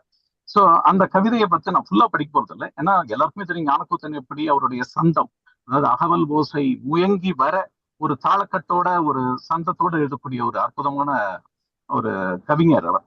அவருடைய இந்த கவிதை வந்து தமிழை எங்கே நிறுத்தலாம் அப்படின்னு சொல்லி இந்த கவிதை எழுதியிருக்காரு. அதுல எனக்கு பிடித்த சில வரிகளை மட்டும் நான் இங்கே ஷேர் பண்ணிக்கலாம்னு நினைக்கிறேன். குகையில் இருந்த தமிழை கண்டு குமுதம் கட்டி கொண்டதும் சுப்ரதீப கவிஞர்கள் எல்லாம் வஜனம் எழுதி கழிக்கிறார் அப்படிங்கிறார். அந்த ஒரு நக்கல் அவர்கிட்ட இருக்கிற அந்த நையாண்டி வந்து அங்கதம் வந்து எல்லாருக்குமே ரொம்ப பிடித்தமான ஒரு விஷயம். சுப்ரதீப கவிஞர்கள் எல்லாம் வஜனம் எழுதி கழிக்கிறார் அப்படின்னு எழுதுறார். அதுக்கப்புறம் கடைசியில எழுதுறார், மோசம் இன்னும் போவதற்குள்ளே வித்தைக்காரர் வர வேண்டும், வித்தை தெரிந்த எழுத்து கலைஞர் விலகி நிற்க கூடாது, வித்தை தெரிந்தவருக்கெல்லாம் இன்று வேலை இருக்குது பலவாக, நம் கையிலும் 2 காசுகள் உண்டு, இனி தமிழை எங்கே நிறுத்தலாம். ரொம்ப யதார்த்தமான ஒரு கவிதை. இன்னைக்கு பார்த்தோம்னா இப்ப இன்னைக்கு இந்த சூழல் வந்து 1970க்கும் 2026க்கும் பெரிய டிஃபரன்ஸ் இருக்கிறதா தெரியல. கிட்டத்தட்ட 56 வருஷங்களாக மொராலஸ் இப்படிதான் இருக்கு. தகுதி குறைந்த படைப்புகளுக்கு விருதுகள் கிடைப்பதும் அவார்டுகள் கிடைப்பதும் இதெல்லாமே யோசிச்சு பார்க்கும்போது இது அந்த காலத்திலேயே அப்படியே தான் இருந்திருக்கு போல இருக்கு. மிகப்பெரிய கவிஞர்கள் எல்லாம் வந்து கவனிக்கப்படாமல் ஒழிந்ததும் கூட இதுக்கான ஒரு காரணமாக இருக்கலாம். ஆனாலும் அவர் என்ன சொல்றார், இதுக்கு ஒரு ஆப்பர்ச்சுனிட்டி இருக்கு, வித்தை தெரிந்தவர்கள் வந்து சும்மா இருக்க கூடாது அப்படிங்கிறத ஒரு போற போக்கில் அப்படியே ஒரு அற்புதமான ஒரு கருத்தை சொல்லிவிட்டு போகிறார். என்னை பாதித்த 2வது கவிதை வந்து துரை தனபாலன் வந்து ஒரு பழைய சங்ககால பாடல், பர்டிகுலர் இந்த குறுந்தொகை மெட்டில ஒரு ரொம்ப சாதாரணமான கருத்து, சிம்பிளான கருத்து. ஒரு தலைவி வந்து பசலை படர்ந்த ஒரு விஷயத்த வந்து ரொம்ப சிம்பிளான ஆனா அழகான ஒரு மெட்டில் அவர் எழுதியிருக்கார். அதை பத்தி நம்ம கண்டிப்பா சொல்லணும். அது தவிர முக்கியமா நான் சொல்ல வேண்டிய 2 கவிதைகள் வந்து ஒண்ணு வந்து மதுவந்தி எழுதினது, இன்னொன்னு வந்து வசல மேடம் எழுதினது. இந்த மதுவந்தி கவிதைகள் வந்து அன்பிரடிக்டபிள். அவர் இப்படித்தான் எழுதுவார் அப்படின்னு நம்மளால கெஸ் பண்ணவே முடியாது. அதோட இன்னொரு முக்கியமான விஷயம் வந்து அவர் எதை பத்தி வேணாலும் பளிச்சுன்னு எழுதிடுவார், ரொம்ப ஷார்ட்டா எழுதுவார். ஆனா அவர் வந்து ஒரு எப்படி சொல்றது, அது வந்து இன்னும் கொஞ்சம் எலாபரேட் பண்ணினா ஒரு ஷார்ட் ஸ்டோரியா கூட வந்திருக்கலாமோ அப்படின்னு தோணும். ஆனா அது எல்லாத்தையும் ஒரு சுருக்கி சுண்ட காய்ச்சி ஒரு அற்புதமா ஒரு சின்ன ஒரு விஷயம். இன்ஃபேக்ட் இந்த வந்து ரொம்ப ரெலவெண்டா இருந்தது, ரொம்ப ஆப்டா இருந்தது இந்த வசந்த மலருக்கு. ஏன்னா இந்த வசந்த மலர் தலைப்பே அவர் தான் கொடுத்திருக்காரு அப்படிங்கிறத அவர் வந்து தன்மை உரிமையில் எழுதாம அவருடைய மனைவி வாயிலாக இவர் சொன்னதை வந்து ரொம்ப அழகா எழுதியிருக்காரு. அதுல எனக்கு ரொம்ப பிடிச்ச அந்த லைன் வந்து ரொம்ப பிடிச்சிருந்தது எனக்கு. தேடினால் தெரியும் துக்குனியூண்டு வேப்பம்பு வாசம், தேடினாலும் தெரியாத ஒற்றை குயிலின் கேவலம். என்ன ஒரு அழகான ஒரு விஷயம். இது வந்து அந்த வசந்தம் வருவதற்கான ஒரு முன் அறிவிப்பை வந்து ரொம்ப கேஷுவலா ஒரு டீ சாப்பிட்ட ஒரு அந்த இடத்துக்குள்ள ஒரு அப்சர்வேஷன் அதை எழுதியிருக்காரு. அதுக்கு கடைசியில அந்த ஒரு அன்பு வெளிப்படுகிறது. அப்பதான் தெரிகிறது இந்த வசந்த மலர்ங்கிற பெயர் வந்து இவருடைய ஒரு சஜஷன் எடுத்துட்டாங்க அப்படிங்கிறது. அந்த இது வந்து வசந்த மலர் 2 அப்படின்னு போட்டிருக்கு. ஏன்னா இந்த முதல் வசந்தம் வந்து அவர் வந்து வி விஸ்வநாதன் வந்து சந்த கவிதை எழுதினதுனால இது வந்து வசந்த மலர் வசந்தம் 2 ஆயிடுச்சு அப்படின்னு நினைக்கிறேன். இன்னொன்னு வந்து நான் சொன்ன மாதிரி வசலா மேடம் எப்படி மதுவந்தி சாரோட கவிதைகள் வந்து அன்பிரடிக்டபிளோ, வசலா மேடமோடது வந்து ப்ரெடிக்டபிள். ஏன்னா இத்தனை வருஷமா கிட்டத்தட்ட ஒரு 5-6 வருஷமா அந்த எல்லா குதிகள்லையும் குழுக்கள்லையும் இருக்காங்க. சோ அதுல எழுதுற இதை வச்சும்போது அவங்களோட ஒரு நடை வந்து நமக்கு பழகி போச்சு. அவருடைய பாணி, நடை மட்டும் இல்ல பாணி பழகி போச்சு நமக்கு. ஒரு புத்திசாலித்தனமான ஒரு புலம்பல் வந்து அவங்களோட கவிதைகள்ல இருக்கும். அவரோட ஸ்ட்ரைக்கிங் குவாலிட்டி அப்படின்னு நான் ஃபீல் பண்றது வந்து அந்த சொற்சிக்கணும். ரொம்ப ஷார்ப்பா ஒரு 4-5 லைனுக்குள்ள அவங்க சொல்ல வந்ததை ஒரு டக்குன்னு ஒரு அடி அடிச்சுட்டு போயிடுவாங்க. அந்த டீட்டே விளையாடுற மாதிரி உங்களுக்கு டைமே கிடையாது. போயிட்டு அந்த வாலி பண்றதுக்கெல்லாம் டைமே கிடையாது. டடக் டடக் டடக் டடக்குன்னு அந்த கவிதை வந்து சீக்கிரமா முடிஞ்சிடும். அந்த கவிதை எனக்கு ரொம்ப இந்த இதுல ரொம்ப அழகா இருந்தது. அந்த கவிதை வந்து தலைப்பிலேயே அந்த கவிதையை ஆரம்பித்து வருகிறது. கடந்தது அப்படின்னு இருக்காங்க. அங்கேயே அந்த கவிதையை ஆரம்பிச்சிடுறது. கடந்ததும் ஒரு பார்ட் ஆஃப் கவிதை தான். சில பேர் கவிதை ஓரளவுக்கு மேடம் கூட சொன்னாங்க ஒரு மேலே ரெலவெண்டா பேர் வைக்கணும் அப்படின்னு. ரெலவெண்டா வைக்கிறத விட கவித்துவமாக தலைப்புகள் வைக்கிறதும் கூட ஒரு முக்கியம் ஒரு கவிதைக்கு. அதுல எழுதுறாங்க, ஏதோ ஒரு காலத்தில் ஏதோ ஒரு சாலையோரத்தில் என்னை கதற விட்டு கிளம்பினாய் உன் உலகை தேடி, இன்று ஏதோ ஒரு தேவைக்காக தேடுகிறாய் என்னை விட்டு வந்த இடத்து. ஆக்சுவலா கவிதை இதோட தான் முடிஞ்சிருக்கணும். ஆனா முடியல. ஒரு சின்ன கேப் கொடுக்குறாங்க. இந்த பழைய டெக்னிக், அந்த பழைய எல்லாம் அந்த மாதிரி ஒரு டெக்னிக் கொடுப்பாங்க. அப்பாவித்தனமாக அப்படின்னு முடிகிறது. இன்று ஏதோ ஒரு தேவைக்காக தேடுகிறாய் என்னை விட்டு வந்த இடத்தில் அப்பாவித்தனமாக. இந்த ஒரு அப்பாவித்தனமாக அப்படிங்கிறது வந்து எவ்வளவு ஒரு பெரிய விஷயம். எவ்வளவு ஒரு இந்த கவிதையை வந்து ஒரு வேற லெவலுக்கு வந்து அதுக்கு ஒரு தனி முத்திரையை இது ஏற்படுத்தி தருகிறது அப்படின்னு நான் ஃபீல் பண்றேன். அதுல இதே மாதிரி ஒரு கவிதை தான், இதே மாதிரி ஒரு தேடல் தான் கொஞ்சம் தள்ளி வந்து ஹரிஹரன் வந்து எழுதியிருக்காரு. இதே ஒரு தேடல் தான். ஆனா ரெண்டுக்கும் உள்ள ஒரு ஸ்ட்ரைக்கிங் சிமிலாரிட்டி என்னன்னா, ரெண்டுமே குட்டி கவிதை. அவர் ஹரிஹரன் இன்னும் சின்னது, ரொம்ப ஒரு 4 லைனுக்குள்ள எழுதியிருக்காரு. அவர் நிறைய விஷயங்களை சொல்லியிருக்காங்க. இந்த ரெண்டுலயும் இருக்கிற ரொம்ப மோஸ்ட் இம்பார்ட்டன்ட் இது சிமிலாரிட்டி என்னன்னு நான் நினைக்கிறது என்ன அப்படின்னா, இந்த படிக்கிறவனை வந்து புத்திசாலித்தனியான, அதாவது அவனுடைய பார்ட்டிசிபேஷனை உத்தேசித்து இந்த கவிதைகள் எழுதப்பட்டிருக்கின்றன. அதனாலேயே இந்த கவிதைகளின் தரம் வந்து இன்னும் ஒரு படி மேல ஏறி இருக்கு அப்படின்னு நான் ஃபீல் பண்றேன். அப்புறம் அசோகமித்திரனோட ஒரு கவிதை, அசோகமித்திரன் கவிதை எழுதுவார் அப்படிங்கிறதே வந்து ரொம்ப ஆச்சரியமா இருந்தது. இது வந்து எனக்கு ஞாபகம் இருக்கு. இது வந்து கனையாடியில வந்து ஐ திங்க் சில நிரூபணங்கள்ல நடுவில் இது எழுதியிருந்தாருன்னு எனக்கு ஞாபகம். ஆக்சுவலா அது வந்து அதற்கான நிரூபணம் என்கிட்ட இல்ல. ஆனாலும் அப்படிதான் அதை சின்ன வயசுல படிச்ச ஞாபகம் இருக்கு. ஆனா அப்ப அதை கவிதையாக படிக்கலையோ அப்படின்னு இப்ப தோன்றது. ஆக்சுவலா அது ரொம்ப ரொம்ப அழகான விஷயம். ரோட்ல போகும்போது ஏத்த மாதிரி லாரி வருது. அது லாரியில அடிபட்டிருந்தா என்ன ஆயிருக்கும், அடிபடலைன்னா என்ன ஆயிருக்குங்கிறத ஒரு சின்ன ஒரு அனாலிசிஸ், ஸ்மால் அனாலிசிஸ். அதுல முக்கியமான இது வந்து அந்த ஒரு டாபிக்கை எது கவிதையாக செய்தது அப்படின்னா, இந்த கடைசியில சொல்றாரு காலமே அணு அப்படின்னு. அந்த காலம் போயிட்டே இருக்கு. 20 வருஷம் கழிச்சும் அந்த இவர் வந்து இன்னைக்கு இருக்காரு அப்படிங்கிறத அதை டிசைட் பண்ணது எது அப்படிங்கிற போது காலமே அணு அப்படின்னு முடிக்கிறார். அப்புறம் ரொம்ப ரொம்ப முக்கியமான ஒரு கவிதை பத்தி நான் சொல்ல வேண்டியது வந்து, இவர் இந்த ஹரிஹரன் கூட சொன்னார் நினைக்கிறேன். வாவேசுவோட முனைவர் வாவேசு அவர்களின் கவிதை. அவருக்கும் கவிதைகளுக்கும் உள்ள ரிலேஷன்ஷிப் பத்தி காலம் ஃபுல்லா பேசிட்டே இருக்கலாம். கவிதை தான் அவருடைய மூச்சு. அவர் வந்து வசந்த மலருக்காக பெரு வினா ஒன்றை எழுப்புகிறார். தலைப்பை வந்து பெரு வினா அப்படின்னு வச்சுருக்காரு. வினானா கேள்வி, நிஜமாவே பெரிய வினா அது. நல்ல வேளை இந்த மாதிரி சிக்கலான கேள்வி எதையும் வந்து எங்களை மாதிரி இந்த பேங்க் எக்ஸாம் எல்லாம் கேட்கறது இல்லை. யாருமே பாஸ் பண்ண முடியாது, எல்லாருமே ஃபெயில் ஆயிடுவாங்க. அதுல ஒரு சின்ன பிசுரே இல்லை. அந்த கவிதை ஆரம்பிச்சு முடிகிற வரையும் ஒரு பயங்கர ஒரு தத்துவ விசாரமாவே இருக்கு. அந்த கவிதை ஆரம்பத்துல முடிவு வரையும் 3 டிஃபரெண்ட் சிச்சுவேஷன்ஸ் வந்து அவர் டிஸ்கஸ் பண்றாரு. அவர்கிட்ட அதுல வந்து ரொம்ப அழகா கோர்வையா நேர்த்தியா அப்படி எடுத்த இதுல வந்து டிவியேட் ஆகாம ரொம்ப அழகா அதை சொல்லிட்டே இருக்காரு. அவருடைய தத்துவ விசாரம் வந்து இப்படி போறது. ஃபர்ஸ்ட் வந்து அனுபவம். ஒரு அனுபவம் வந்து நேற்றுக்கு என்ன அனுபவம் கிடைக்கிறது, இன்னைக்கு அந்த அனுபவம் என்னவா இருக்கு, நாளைக்கு என்ன அனுபவம். ஆக்சுவலி இதுவே கூட ரொம்ப ராவா இருக்கு அப்படின்னு சொல்லலாம். இது என்னுடைய அனுபவமா கூட இருக்கலாம், அவர் நினைச்சது வேறையா இருக்கலாம், வேற ஒருத்தருக்கு இது வேற மாதிரி கூட தோணலாமா இருக்கும். ஆனா இந்த நேற்றைய அனுபவம் அப்படிங்கிற போது அதை பத்தி அவர் சொல்றாரு. இந்த என்னை சுற்றி புகை மண்டலமாக கவிந்து மறைந்து போக இது எவ்வளவு காலம் ஆகும் அப்படிங்கிறாரு. அப்படின்னா நேற்றைய அனுபவம் வந்து நான் தேடிய அனுபவமாகவும் இருக்கலாம், தேடாத அனுபவமாக, தேடாமல் தானாகவே கிடைத்த அனுபவமாகவும் இருக்கலாம். இது வந்து நேற்று அப்படியே ஃப்ரெஷ்ஷா கொஞ்ச நாளைக்கு இருக்கும். அது அப்புறம் அப்படியே என்னை சுற்றி புகை மண்டலமாக கவிந்து மறைந்து போக இது எவ்வளவு காலம் பிடிக்கும் அப்படின்னு இருக்காரு.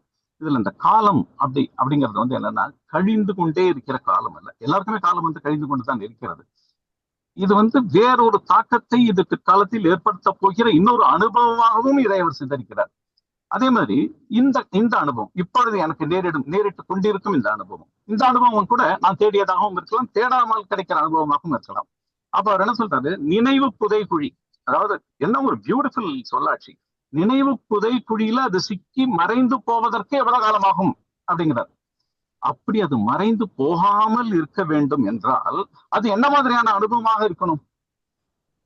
அது மட்டும் இல்லாமல் அது அப்படி மறைந்து போகாமல் அந்த அனுபவம் இருக்க வேண்டும் என்றால் அதற்கு என்ன மாதிரியான மெனக்கடல் ஒருத்தனுக்கு தேவையாக இருக்கிறது என்று அந்த ஒரு கேள்வியை அவர் வந்து மறைமுகமாக எடுத்து கொடுக்கிறார். ஒரு வேற லெவல் ஆஃப் திங்கிங். நிஜமாவே முதல் கேள்வியிலிருந்தே திக்குமுக்காடி கிடைக்கிற நமக்கு வந்து இது ரெண்டாவது கேள்வி வந்து இன்னொரு தாக்குதல், இடி மாதிரி இறங்குறது. முதல் அனுபவம் வந்து அப்படியே புகை மண்டலமா கமிஞ்சு போறதுக்கு எவ்வளவு நாள் ஆகும். இரண்டாவது அனுபவம் மறைந்து போகாமல் இருக்க நான் என்ன பிரயத்தனம் பண்ண வேண்டும்? அந்த கவிதையோட சாரம் வந்து சொல்றார். மூணாவது அனுபவம் என்ன அப்படின்னா, இந்த மூணாவது அனுபவம் வந்து நான் தேடுகிற அனுபவமா இருக்கலாம். ஏன்னா எப்பவுமே நான் வந்து இன் பர்சூட் ஆஃப் சம்திங் இல்லையா. சோ நாளைக்கு நான் தேடிக்கொண்டிருக்கிற இந்த அனுபவம் இதை பத்தி ரொம்ப அழகா எழுதுறாரு. அது எப்படி கூடுவது எப்படி அப்படிங்கிறத கூட அது மனதை விட்டு அகலாமல் மனப்பொதிக்கூடை அப்படின்னு ஒண்ணு சொல்றாரு. அதுல அவர் சொல்றாரு, மனதை விட்டு அகலாமல் ஆனந்த கழிப்பில் யோக நித்திரை கொள்வதற்கு. அது யார் மாதிரி யோக நித்திரை கொள்ளணுமா? அரவணை மால் போல அப்படிங்கிறது. ஏன்னா எப்படி இதை வந்து ஒரு எங்கேருந்து காயின் பண்ணார், எப்படி அது அந்த பர்டிகுலர் ஒரு எம்பெடட் பண்ணல, அது ஒரு சின்ன அந்த ஒரு பேரந்திசிஸ்குள்ள எப்படி அது அடங்கி போறது, அந்த கவிதையும் அந்த ஒரு லைனுக்குள்ள அது எப்படி அடங்காது. அரவணை மால் அப்படின்னா பாம்பின் மேல் படுத்து கிடக்கிற திருமால். அரவணை மால் போல ஆனந்த சயனத்தில் இருக்கான். அவர் நீள் உறக்கம் கொள்ள எத்தனை நாள் ஆகுமோ அப்படின்னு அவர் வந்து கேட்கிறார். 3 அனுபவங்கள். ஒரே மனிதன் தான், அவனுடைய அனுபவம் தான். அதுல தேடியது, தேடாமல் கிடைப்பது, தேடியும் கிடைக்கிறது, தேடியும் கிடைக்காமல் போவது, கிடைத்ததை நான் தக்க வைத்துக் கொள்வது, இல்ல மறைந்து போவது, மறைந்து போகாமல் இருக்க என்ன மெனக்கடல் செய்வது என்று நிஜமாவே அன்பிலீவபிளி இது வந்து இந்த வசந்த மலர் இதுல வந்து ரொம்ப கேஷுவலா எழுதியிருக்கார். ஆனா இதுதான் வந்து மகுடம் சூட்டப்படக்கூடிய கவிதை அப்படின்னு நான் சொல்றேன். வசந்த மலரோட உச்சம் தொடும் கவிதை வந்து இந்த கவிதை தான். என்னால எல்லா கவிதைகளையும் கவர் பண்ண முடியல, பேசிட்டே இருக்கலாம். எல்லா கவிதையுமே ரொம்ப பிரமாதமா இருந்தது. அந்த பாலகுமாரனோட ஒரு கவிதை எப்படி சொல்ற, அவருடைய பாணிக்கு அது வந்து ரொம்ப கேஷுவலா எழுதின ஒரு கவிதை. இந்த 2 ரயில்கள் வந்து எதிரெதிர் போகும்போது மூஞ்சில் கரிகூசி விட்டு போகிற கவிதை. இன்னொன்னு வந்து வைத்தீஸ்வரன் சார் வந்து அந்த 3வது கவிதை அவர் ஆரம்பத்துல அது வந்து இந்த வலை அப்படின்னு பிரமாதமா எழுதிட்டார். அவருடைய அது மேபி அது எழுதினதுனாலதான் அவர் வந்து வைத்தீஸ்வரன் என்று புகழப்படக்கூடிய ஒரு கவிஞராக இருக்காரோ தெரியல. அதுல எழுதுறார், வலை பின்னும் வாழ்வு மட்டும் நின்ற பாடில்லை அப்படிங்கிறார். ஒரு சிலந்தி வந்து உயிரிழந்து பூச்சிகளோடு ஒட்டடையாக தொங்கிக் கொண்டிருக்கும் போது இவ்வளவு இருந்தும் வலை பின்னும் வாழ்வு மட்டும் நின்ற பாடில்லை அப்படின்னு அந்த கவிதை முடிகிறது. அது மாதிரி எமோஜி உலகம் பத்தி ஒரு கவிதை வந்து ரொம்ப அழகா எழுதியிருக்காரு, ரொம்ப பிரமாதமா எழுதியிருக்காரு. அது இன்னொன்னு வந்து தீ சந்தானம், தில்லைவேந்தன் கவிதைகளை பத்தி சொல்லணும்னா ஒரே சந்தம், ஃபுல்லா சந்தமா இருக்கு. இந்த சந்தம் பத்தி எப்படி சொல்றதுன்னு தெரியல. இந்த சந்த கவிதைகள்னால சில விஷயங்கள் இருக்கு. சந்தத்துக்காக நம்ம வந்து கவிதை எழுதும் போது நிறைய அவசியமில்லாத விஷயங்களை வந்து நம்ம வந்து அடுக்க வேண்டி இருக்கிறது. ஆனா இந்த விஷயத்துல ரொம்ப அழகான ஒரு நல்ல தோர்வையாக இந்த கவிதைகளை எழுதியிருக்கார். அப்புறம் ஒரு மொழிபெயர்ப்பு கவிதை ஒன்று இருந்தது, கண்டல் கிராஸ், இந்த முட்டைக்குள்ள எப்படி இருக்கும் அப்படிங்கிறத பத்தி ஒரு கவிதை.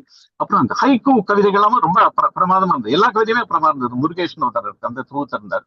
அதுல ஒரு கவிதை எனக்கு ரொம்ப பிடிச்சிருந்தது, என்னன்னா காரிருள் முகத்தில் கரியை பூசுகிறது மின்மினி பூச்சி ஒன்று அப்படின்னு. அப்புறம் வந்து கடைசியா ஆர்கே எழுதின சுஜாதா ரசித்த 2 கவிதைகள். ஒன்று வந்து முத்துக்குமார் எழுதினது, இன்னொன்னு வந்து ஆர்கேயே எழுதின ஒரு கவிதை. இந்த டைரி வந்து புது டைரிக்காக இயங்குகிற ஒருத்தருடைய அந்த ரொம்ப பிரில்லியண்டா இருந்தார் ஆர்கே, வெல்டன் ஆர்கே, ரொம்ப பிரமாதமா இருந்தது. முத்துக்குமார் கவிதை வந்து அசோஷியல் நிறைய ஏற்கனவே படிச்சிருக்கோம். ஆனா வருஷம் தூர் வாடுறது கிடையாது கிணத்தை. அது ஒரு சின்ன அதுல ஒரு இது இருந்தது. மற்றபடி இந்த வசந்த மலர் வந்து அந்த வசந்தம் வந்து பேர்ல வேணா வசந்தம் சந்தோஷமா இருக்கு, ஆனா வெளியில தலகாட்ட முடியல, அந்த மாதிரி இருக்கு. ஒரு பிளிஸ்டரிங் ஹீட் எங்க பார்த்தாலும். பட் இந்த மாதிரியான ஒரு வசந்த வேணில்ல ஒரு அழகாக வீசிய தென்றல் தான் இந்த வசந்த மலர் அப்படின்னு நான் ஃபீல் பண்றேன். ஸோ இந்த அற்புதமான அந்த 17 கவிதைகளை வந்து ரொம்ப ரொம்ப நிறைவான ஒரு ஃபீலிங்கை கொடுத்தது. படிக்கும்போது மன சந்தோஷத்தை கொடுத்தது. இந்த முயற்சிக்கு, இந்த நிஜமான இந்த 3 தெய்வங்களுக்கும் குவிகம், பூபாலம், விருட்சம் 3 தெய்வங்களுக்கும் எனது இனிய வாழ்த்துக்கள். நன்றி சார், வாய்ப்புக்கு நன்றி, வணக்கம். நன்றி கணேஷ்ராம். டிராவல் பண்ணும்போதே ரொம்ப அழகா சொன்னீங்க. கவிதைகளை பற்றி உங்களுடைய வார்த்தைகளை கேட்கும்போது இன்னும் 2-3 தடவை படிக்கணுங்கிற ஒரு எனர்ஜியை கண்டிப்பாக ஏற்படுத்துறீங்க. நிச்சயமா ஒரு இதை பின்னாடி நம்ம கேட்டு ரெக்கார்ட் பண்ணி வச்சிருப்போம் இல்லையா, அதில் கேட்டோம்னா ஒவ்வொருத்தருக்கும் அந்த கவிதையினுடைய பெருமையும் அழகும் ரொம்ப ரொம்ப சிறப்பாக நமக்கு தோணும். ரொம்ப மகிழ்ச்சியாக இருந்து, குறிப்பாக வாபேஸ்வருடைய கவிதைகளை பற்றி மற்ற கவிதைகளை பற்றி நீங்கள் கூறினது ரொம்ப சிறப்பாக இருந்தது. Thanks thanks thanks. அடுத்தது இன்னொரு ஒரு வங்கிக்காரர் முடித்தாருன்னா இன்னொரு பேங்க் ஆஃப் பரோடா வங்கிக்காரர், இப்போ இந்தியன் வங்கிக்காரர் கணேஷ்ராம் சொன்னார். ஸோ பேங்க் ஆஃப் பரோடா வங்கியிலிருந்து வந்த எனது நண்பர் சௌரியராஜன் அவர்கள் திருப்பாவை புத்தகத்தை எழுதியிருக்கிறவர். அவர் இப்பொழுது இந்த நமது வசந்த மலர் கட்டுரைகளை பற்றி சொல்லுவார். சௌரியராஜன். தேங்க்யூ சுந்தரராஜன். அனைவருக்கும் வணக்கம். கிருபானந்தன் என்கிட்ட பேசும்பொழுதே கட்டுரைகளை பற்றி நீங்கள் சிறப்பாக பேசுவீங்கன்னு எனக்கு தெரியும் சார்ன்னு முதல்ல எடுத்த உடனே ஒரு அர்ச்சனை போட்டு சௌரியராஜா என மகன் போட்டுட்டு சொல்லிட்டார். அதுக்கப்புறம் நோ சொல்கிறதுக்கு எனக்கு வழி இல்லாமல் போயிடுச்சு. அதனால உடனே ஒத்துட்டேன் நான். ஆனால் எவ்வளவு பெரிய ஒரு டாஸ்க் எனக்கு கொடுத்துருக்காருங்கிறது அந்த பிடிஎஃப் ஃபைலை படித்ததுக்கு அப்புறம் தான் எனக்கு தெரிஞ்சது. அதாவது என்னென்ன, முதல்ல சிறப்பு மலருக்கு என்னுடைய பாராட்டுகள். பூபாலம், விருட்சம், குவிகம்ங்கிறது 2, 3 ஒன்றா சேர்ந்ததுங்கிறது அது வந்து இயற்கையினுடைய நியதி, கட்டளை அது. அதாவது எனக்கு கண்ணதாசன், வாலியெல்லாம் ரொம்ப பிடிக்கும். கண்ணதாசன் வந்து ஒரு பாட்டில் வந்து எழுதியிருப்பார். என்ன எழுதியிருப்பார் அப்படின்னாக்க, இனம் பார்த்து என்னை சேர்க்க மறந்தாய் கண்ணா, நல்ல இடம் பார்த்து சிலையாக அமர்ந்தாய் கண்ணான்னு கிருஷ்ணரை வந்து கேட்பார். நானும் ஒரு பெண்ல கண்ணா கருமை நிற கண்ணால இனம் பார்த்து என்னை எல்லாரும் கருப்பு கருப்புன்னு என்னை திட்டுறாளே, நீ என்னோட இனத்தோட நீ சேர்த்து விட்டுருந்தா இன்னொரு கருப்புக்காரரை சேர்த்து விட்டுருந்தா நான் நல்லா இருந்திருப்பேன்னு சொல்றாங்க. அதுல வந்து இனம் சேர்க்கலைங்கிற வருத்தத்தை கண்ணதாசன் வெளிப்படுத்துறார். வாலி வந்து இனம் சேர்ந்ததை பத்தி ரொம்ப சந்தோஷப்பட்டு ஒரு பாடல் எழுதியிருக்கார். அதையும் சொல்லிடுறேன் நானு. அலையோடு பிறவாத கடல் இல்லையே, நிழலோடு நடக்காத உடல் இல்லையே, துடிக்காத இமையோடு விழியில்லையே, துணையோடு சேராத இனம் இல்லையே. இந்த துணையோடு சேராத இனம் இல்லையேங்கிறது தான் அதுல கேட்ச் லைன். அதுல வந்து இப்ப விருட்சம், பூபாலம், குவிகம்ங்கிறது வந்து இனத்தோட சேர்ந்தது. அது அப்படியே தொடரணும், நிறைய மலர்கள் வரணும் அப்படிங்கிற ஒரு விருப்பத்தை தெரிவிச்சு நான் உங்களுக்கு வந்து எனக்கு கொடுக்கப்பட்ட சப்ஜெக்டுகளை போறேன். ஒரு 15 நிமிடம் எனக்கு கொடுத்திருக்கார் கிருபா. அந்த 15 நிமிடத்துக்கு மிகைப்படாமல் கண்டிப்பாக பேசுவேன் என்பதை உறுதி கூறுகிறேன். முதல்லையே இதுல வந்து 21 கட்டுரை. இதுல ஒரு கட்டுரையை பத்தி சொல்லி இன்னொரு கட்டுரையை பத்தி சொல்லாம விடுறது வந்து அந்த கட்டுரை ஆசிரியர்களுக்கு நான் செய்யக்கூடிய ஒரு அவமரியாதை என்கிற மாதிரி நான் நினைப்பதால் சுருக்கமாக இருந்தாலும் ஒவ்வொரு கட்டுரையும் கிடுகிடுன்னு சொல்லி 15 நிமிஷத்துல நான் முடிச்சிடுவேன். ஃபார் யுவர் கைண்ட் இன்ஃபர்மேஷன், இது 15 நிமிஷத்துல முடியறதாங்கிறத நான் ஒரு ரிஹர்சல் பார்த்தேன், ஒத்திகை பார்த்தேன், முடிஞ்சுடுறது. அதனால கவலைப்படாம இருக்கலாம் எல்லாரும். நீங்க இப்ப கட்டுரைகளுக்குள்ள நம்ம போகலாம். அதே ஆர்டர்ல, புஸ்தகத்துல எந்த ஆர்டர்ல வெளியாகி இருக்கோ அந்த ஆர்டர்ல. முதல்ல தென்காசி கணேசனுடைய அழகு தமிழ், தமிழ் அழகு. ரொம்ப அழகா தமிழோட சிறப்பு, தமிழ் வளர்த்த நல்லோர்களின் சிறப்பு அப்படின்னு சொல்லிட்டு ஒரு பெரிய பட்டியல்ல ரொம்ப அழகா எழுதியிருக்காரு அவர். அதுல வந்து எனக்கு கடைசி அந்த படிச்சுட்டே வரும்போது என் மனசுக்குள்ள ஒரு ஏக்கம். அந்த ஏக்கத்தை அவர் முத்தாய்ப்பா வச்சுட்டார். என்ன முத்தாய்ப்புன்னா, ஒழுங்கான பிழையில்லாத தமிழ் பேச்சு வழக்கு அருகி வருவது மிகவும் வருத்தமாக இருக்கிறது. தமிழே இறைவன் என்ற நக்கீரர் கூற்றுப்படி இறைவனே வந்து மொழியை காப்பாற்றினால்தான் உண்டு அப்படின்னு தன்னோட ஆதங்கத்தை வெளிப்படுத்தியிருக்கார் நம்ம தென்காசி கணேசன். அந்த ஆதங்கம் எனக்கும் உண்டு. ரொம்ப அருமையான ஒரு கட்டுரை. அடுத்த கட்டுரை இலக்கியத்தில் வசந்தம் அப்படின்னு நம்ம இலந்தை ராமசுவாமி சார் அவர் எழுதினது. இது வந்து நிஜமாவே one of the best I have ever read. இந்த கவிதைகள் நிறைந்த கட்டுரையை படிக்கிறச்சேயே என்ன வசந்தம் நம்ம அப்படியே சூழறது. ரொம்ப சிறப்பான இலக்கிய மேற்கோள்கள் காட்டியிருக்கார். அவரே அதுல தன்னோட கவிதைன்னு சொல்லிட்டு ஒரு புனைந்த கவிதையும் எழுதியிருக்கார்.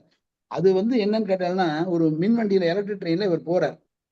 பக்கத்துல வந்து ஒரு அழகான பெண் வந்து அமர்றா அப்படின்னு இந்த கற்பனையில தொடங்குறார். அந்த அழகான பெண் யாருன்னா வசந்தம் தான். வசந்தம் பர்சானிஃபைடு தான் அந்த அழகான பெண். அது என்ன அழகா அதை வந்து அவர் எடுத்து கொண்டு போறார் அப்படிங்கிறது வந்து நிஜமாவே ஒரு பெரிய விஷயம். இது எனக்கு வந்து நான் அவருக்கு தலை வணங்குகிறேன். என்னை ரொம்ப ஈர்த்த ஒரு கட்டுரை இது. அடுத்தது வந்து மூணாவதா வெங்கட் சுவாமிநாதன் சார் எழுதின தமிழ் நாவலில் சில புதிய முயற்சிகள் அப்படின்னு எழுதுறார். அதாவது அவர் என்ன சொல்றாரு அப்படின்னா, தமிழ் நாவல்ல வந்து குடும்பம், அதனுடைய பாதிப்புகள், அதனுடைய சூழல், அப்பா அம்மா அத்தை பாட்டி சித்தப்பா, இதே அரைச்ச மாவை அரைக்கிற மாதிரியான கதைகள் வந்துட்டு இருந்தது. அதெல்லாம் இப்ப அபத்தமும் பொய்மையும் அப்படிங்கிற மாதிரி ஆகிறது அப்படிங்கிறத வலியுறுத்தி நம்ம அதை விட்டு வெளியில வரணும். வெளி உலகத்துல எவ்வளவோ நிகழ்வுகள் நம்மளை பாதிக்கிறது, அதையெல்லாம் வந்து இந்த நாவல் டச் பண்ணணும்.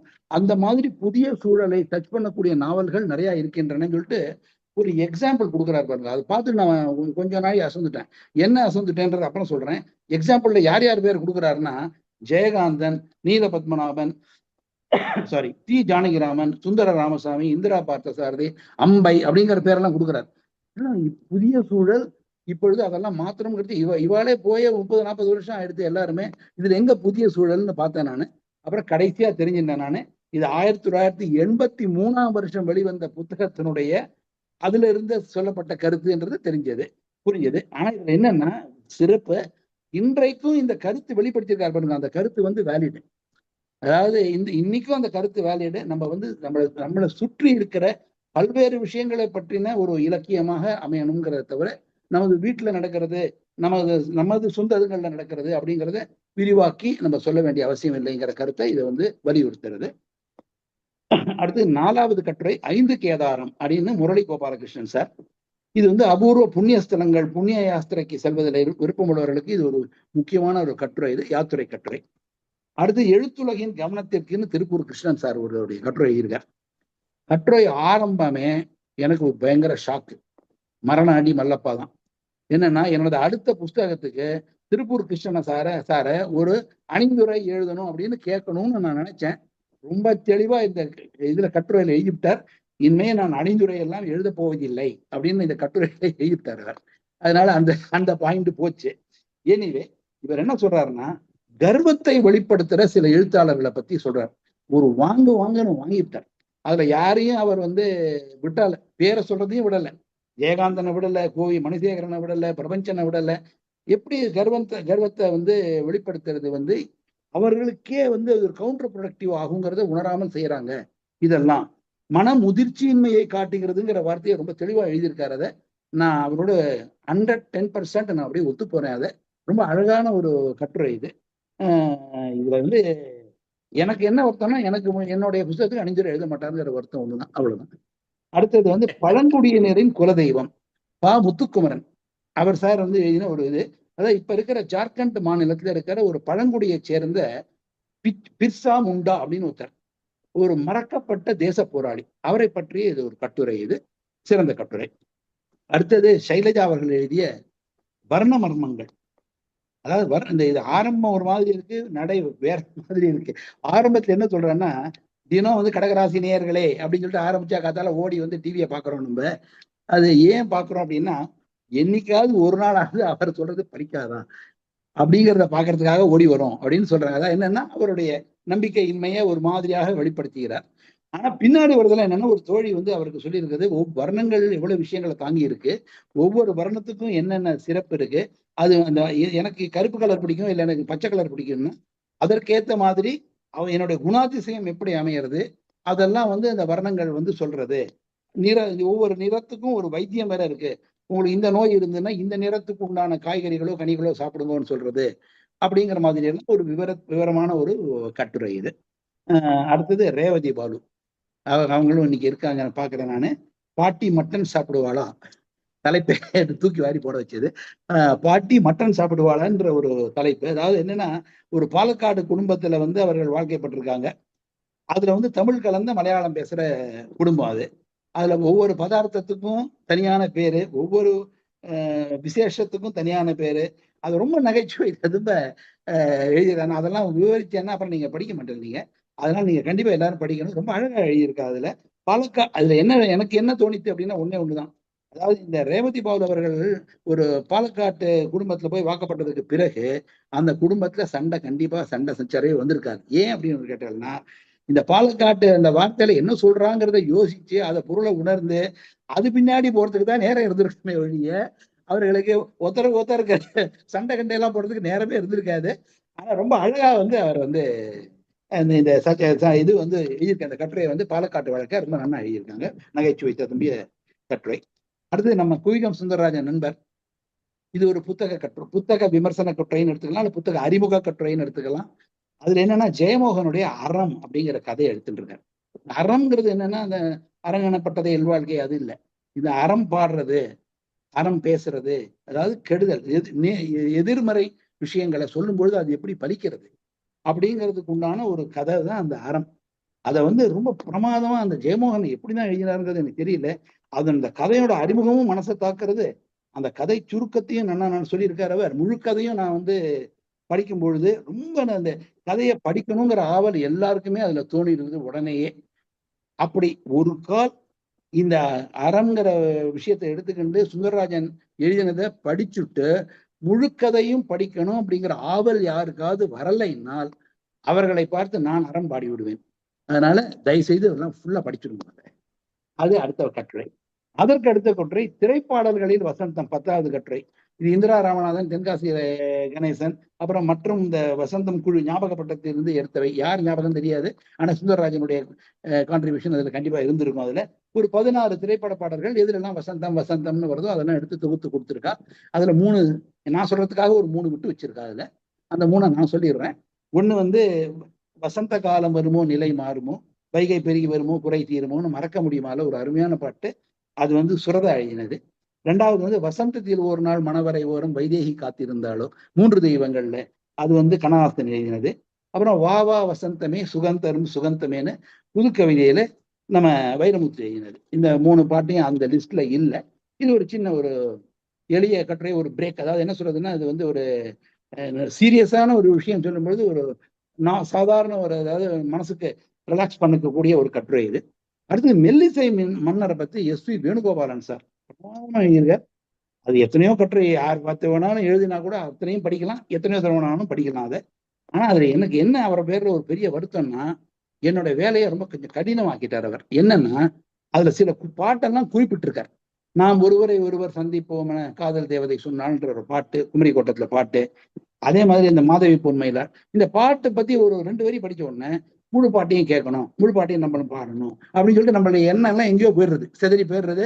அதுக்கப்புறம் தான் திருப்பி கட்டுரைக்குள்ளேயும் வர முடியாது, அடுத்த கட்டுரைக்கு போக முடியாது. ரொம்ப அழகா எழுதியிருக்கார் திரு வேணுகோபாலன், வணக்கங்கள் அவருக்கு. அடுத்து ஜெயபாஸ்கரன் சார், அவர் இப்ப கிளம்பிட்டார் நினைக்கிற, அவசரமா போறேன்னு சொல்லிட்டு ஒரு மெசேஜ் போட்டிருந்தார். சித்திரை பூக்கள்னு ஒரு மிகச்சிறந்த ஒரு ஆராய்ச்சி கட்டுரை. இயற்கை வந்து தன்னை எப்படி புதுப்பிச்சுக்கிறது இந்த இளவேநீர் காலத்துல அப்படிங்கிறத வந்து சங்க இலக்கியங்கள், அப்புறம் கடைபிடிக்கும் பழக்க வழக்கங்கள், சித்திரை மாதத்தில் நடந்தேறிய சில முக்கிய நிகழ்வுகள், சில திருவிழாக்கள், அதெல்லாம் ரொம்ப அழகா வந்து பட்டியல் போட்டிருக்காரு. அதை இது வந்து வசந்தத்தை வரவேற்கக்கூடிய ஒரு மிகச்சிறந்த கட்டுரை, மிஸ் பண்ணாம படிக்கும். அடுத்தது வந்து என்னன்னா விஜயாலய சோழீஸ்வரம், மஞ்சுளா சுவாமிநாதன் அவர்கள் எழுதினது. இதுவும் ஒரு சிறந்த ஒரு சரித்திர ஆராய்ச்சி கட்டுரை. நிறைய பேர்களால் அறியப்படாத இவ்வளவு இடங்கள் இருக்கு அப்படிங்கிறதெல்லாம் எடுத்து தரத்துக்கு இந்த மாதிரி கட்டுரைகள் ரொம்ப அவசியம். இது புதுக்கோட்டை மாவட்டத்துல நார்த்தாமலையில விஜயாலய சோழீஸ்வரம் பற்றிய ஒரு கதை. இது சோழர் கால கட்டிடக்கலையை பத்தி சொல்றாங்க, வரலாற்று பின்னணி, கோயிலோட அமைப்பு எல்லாத்தையும் அழகா விவரிச்சுட்டு கண்டிப்பா ஒரு தடவை சென்று நம்ம பார்க்க வேணுங்கிற உணர்ச்சியை தூண்டுற ஒரு கதை இது. இந்த கட்டுரைக்கு ஒரு படம் ஒண்ணு போட்டிருக்க, ஒரு அதுல ரொம்ப நெஞ்ச அல்றது, அப்படி அருமையான ஒரு படம், அதையும் பார்ப்போம் நீங்க. அடுத்தது வந்து 14வது கட்டுரை, கிழக்கை இனி நோக்குவோம்னு முனைவர் கண்ணன். ரொம்ப எனக்கு ரொம்ப மனசுக்கு ரொம்ப பிடிச்ச கட்டுரை இதுவும். அதாவது தமிழர் பெருமையை நிலைநாட்டுறதுக்கு நாம் அறிந்து கொள்ள எவ்வளவு படித்திருக்கிறார் இவர் அப்படிங்கிறது எனக்கு ரொம்ப பிரமிப்பா இருந்தது. அதாவது நமது பண்பாடு, நமது மொழி, பண்டைய வணிக தொடர்பு, இதையெல்லாம் வந்து மதிக்கிறது கிழக்கத்திய நாடுகள் தான். அதாவது ஜப்பான், கொரியா, தாய்லாந்து, இந்தோனேஷியா அந்த மாதிரி. ஆனா நம்மளுடைய பார்வையெல்லாம் மேற்க நோக்கி. அமெரிக்கா என்ன பண்றது, அமெரிக்காவுக்கு நம்ம போகலாமா, பையனை அமெரிக்காவுக்கு அனுப்பலாமா, அமெரிக்கா, லண்டன், யூகே அப்படின்னு மேற்கத்திய நாடுகள் பேர்ல நம்மளுடைய ஈர்ப்பு ஜாஸ்தியா இருக்கு. ஆனால் கிழக்கத்திய நாடுகளை நோக்கி நமது பார்வை செல்ல வேண்டும்ங்கிறத ரொம்ப அழகா அவர் எழுதியிருக்கிறார். அதாவது நமது பண்பாட்டை உள்வாங்கி, நம் மொழியை உள்வாங்கி, பண்டைய நம் வணிகத்தை மதித்து, நமது தொடர்பை மதித்து நமக்கு மரியாதை செய்கிறது கிழக்கத்திய நாடுகளேங்கிறத ரொம்ப அழகா அவர் வந்து நிலைநாட்டி இருக்கிறார் இந்த கட்டுரையில. அடுத்து தி ஜானகிராமனின் பாயசம்ங்கிற கதையை வந்து அனந்த் ரவி வந்து கட்டுரையா எழுதியிருக்கார். இது நம்ம சுந்தரராஜன் அறம் பத்தி, ஜெயமோகனோட அறம் பத்தி எழுதின மாதிரியே இதுல வந்து ரொம்ப பிரமாதமா இருக்கு. அதாவது ஒரு பொறாமைங்கிற ஒரு உணர்ச்சி மனிதனை எவ்வாறெல்லாம் பாடுபடுத்தினோம் அப்படிங்கிறத ரொம்ப தெளிவா வந்து தீஜாரா எழுதியிருக்காரு. அதை நமக்கு அறிமுகப்படுத்தியிருக்கிறார் நம்ம அனந்த் ரவி. அவருக்கு ஒரு நன்றி. ஒரிஜினல் கதையை தேடி பிடிச்சி நான் கதை கண்டிப்பா படிக்கிறேன். நான் ரொம்ப அழகா அந்த ஒரு கட்டுரை அமைஞ்சிருக்காது. அப்புறம் சுவரின் இருபுறமும் பந்து, நான் பானுமதி அவர்கள் வந்து எழுதின ஒரு கட்டுரை. இது 16வது கட்டுரை.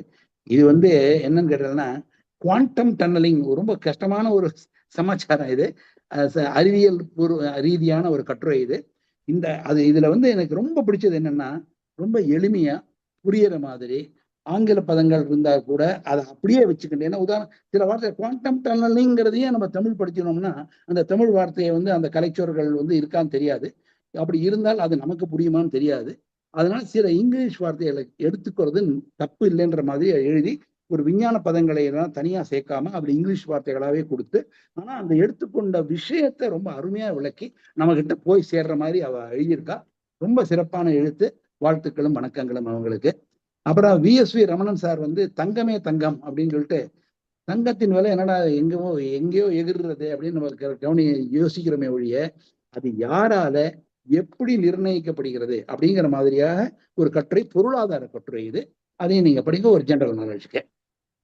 அப்புறம் எஸ்ரா எழுதின மன்னிப்பு EMI வசதி உண்டு அப்படிங்கிற ஒரு கதை.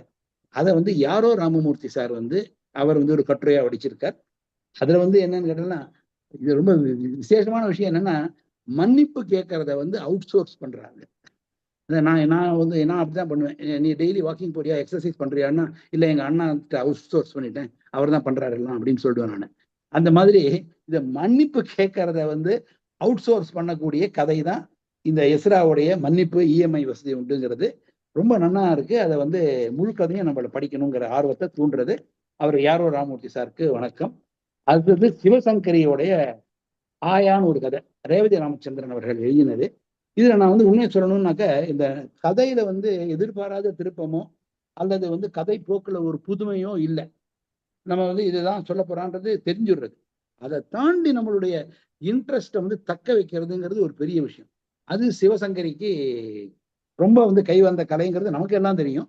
அதை வந்து ரொம்ப நமக்கிட்ட எடுத்துட்டு கொண்டு சொன்னதை வந்து ரேவதி ராமச்சந்திரன் அவர்களுக்கு ஒரு சிறப்பான நன்றியும் வணக்கமும். ரொம்ப அழகா எழுதியிருக்காங்க. அந்த ஆயா கதையும் எல்லாரும் படிச்சு பாருங்க. நான் அந்த கதையெல்லாம் அந்த கதையை பத்தி சொல்லக்கூடிய ஒரு டைம் இது கிடையாது. இவர் ரேவதி ராமச்சந்திரன் எழுதின கட்டுரையை பத்தி சொல்ல வேண்டிய விஷயம் தான் இது.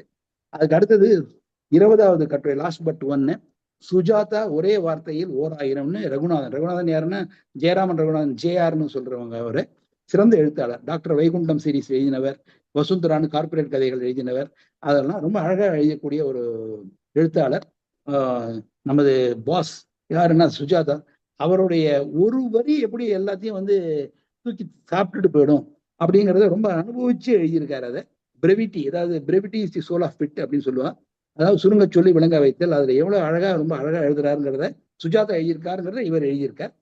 அது முடியும் பொழுது எல்லா கதையும் அதனால பிரெவிட்டின்னு கிடையாது, நீளமா எழுதின விஷயங்களும் உண்டு, வாக்கியங்களும் உண்டு அப்படின்னு ஒரு எக்ஸாம்பிள் கொடுத்து அது எப்படி நம்மளை சிலிர்க்க வைக்கிறது பாருங்கன்ற மாதிரி எழுதியிருக்காரு.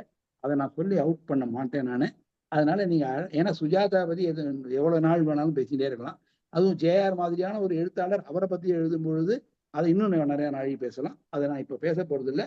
சுஜாதா, JR இருவருக்கும் எனது வணக்கங்களை சொல்லி, அடுத்த கடைசி விஷயம் காதல் தெய்வம் சொல்லிட்டு மீனாட்சி பாலகணேஷ் அவர்கள் எழுதினது. இது முதல்ல எனக்கு ஒரு சந்தேகம் வந்து, இது ஒரு சிறுகதையா இல்ல ஒரு கட்டுரையா அப்படிங்கிற ஒரு சந்தேகம் வந்தது. அப்புறம் பார்த்தேன், இந்த குவிகம் கிருபா வந்து ஒரு லிஸ்ட் பண்ணி இந்த 21 கட்டுரையை பத்தி நீங்க பேசணும் சார்னு சொன்னார். அப்ப சரி, இது கட்டுரை, அதுல இது இருந்தது, ஸோ இது கட்டுரை தான். அதாவது ஒரு சிறுகதை வந்து என்ன அழகா வந்து இந்த ஒரு கட்டுரைக்குள்ள கொண்டு வந்திருக்காங்கிறது ஒரு பெரிய விஷயம். இது அதுல வந்து ஒரு முக்கோண காதல் கதையை பற்றி ஒரு கதை. இது அது ஒரு சரித்திர பின்னணியில ஒரு கதை, ரொம்ப அழகா எழுதியிருக்கேன். கதையை பத்தி நான் ஒரு வார்த்தை கூட பேச போறது இல்லை.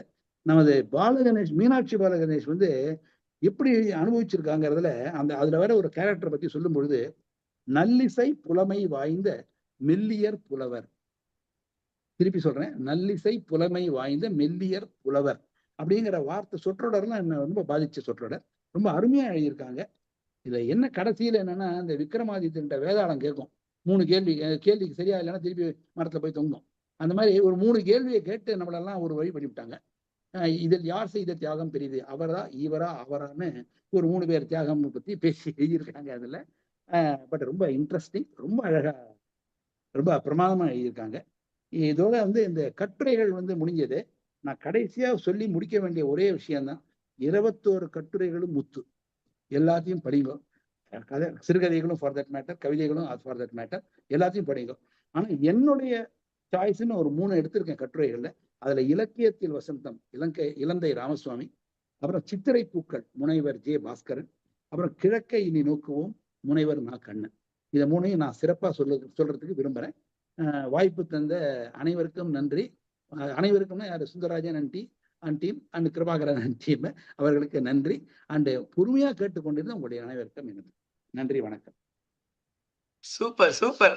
சௌரி, அப்படியே எல்லா கட்டுரைகளை பத்தி ரொம்ப அழகா சொல்லிட்டீங்க. உங்களுடைய சொல்றது கேட்கவே தேவையில்லை. நீங்க அவ்வளவு அருமையான ஒரு சிறந்த பேச்சாளர்ங்கிறது எனக்கு நல்லாவே தெரியும்.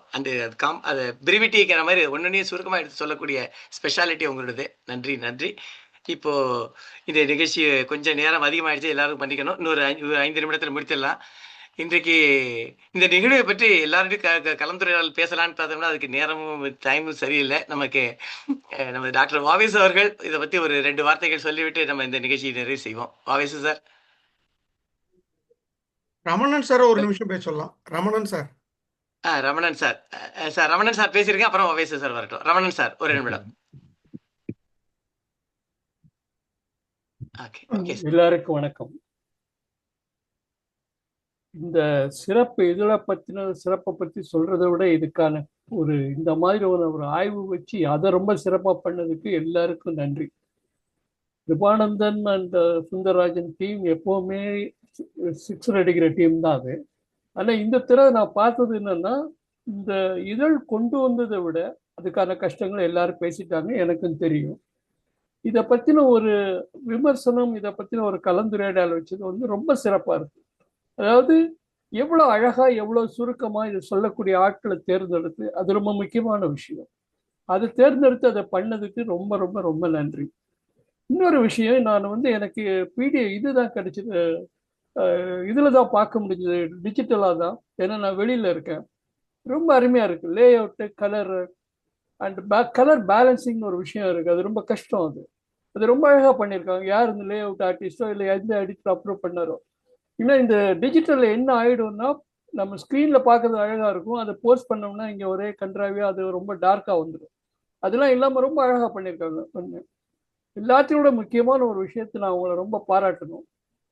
ஒரு மலர் தொகுப்பு கொண்டு வர்றதுக்கு பக்கங்களோட போராடுறதை நான் நிறைய முறை அனுபவிச்சிருக்கிறேன்.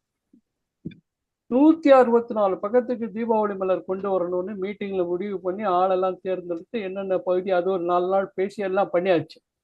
ஆனா மலருக்கு கண்டென்ட் எல்லாம் சேர்த்துன்னு இருக்கும்போது பப்ளிஷிங் குரூப்ல இருந்து, சார் 164 கொண்டு போகாதீங்க, அட்வர்டைஸ்மெண்ட் இல்லை, அது ஒரு 100 குறைச்சிங்க, 64 பக்கத்தை குறைக்கணும். என்ன சார் எப்படி சார் பண்ண முடியும்னா, இல்லை நீங்க அதெல்லாம் பார்க்காதீங்க, நாங்கள் பப்ளிஷிங் ஏட்லேருந்து பார்க்கணுமா, இல்லை நினைச்சபடி அட்வர்டைஸ்மெண்ட் வரல, அதுக்கு நம்ம என்ன பண்ண முடியும்? அப்போ என்ன மாதிரியான ஒரு ட்ரிம்மிங் பண்ணணும்?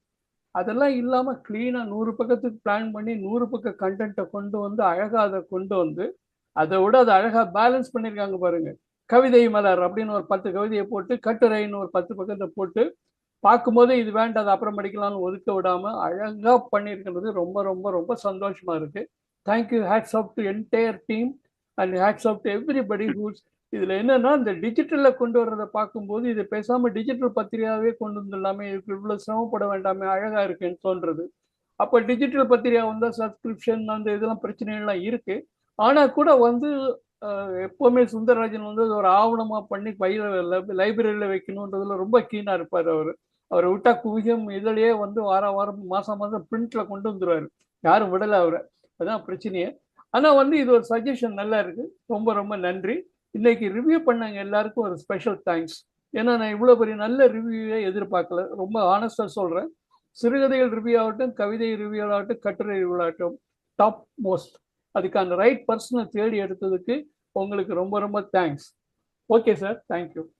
Thank you Ramanan sir. இதெல்லாம் கிரெடிட், அது டிஜிட்டலைஸ் பண்ணது எல்லாம் பண்ணதெல்லாம் கிருபானந்தன் தான்.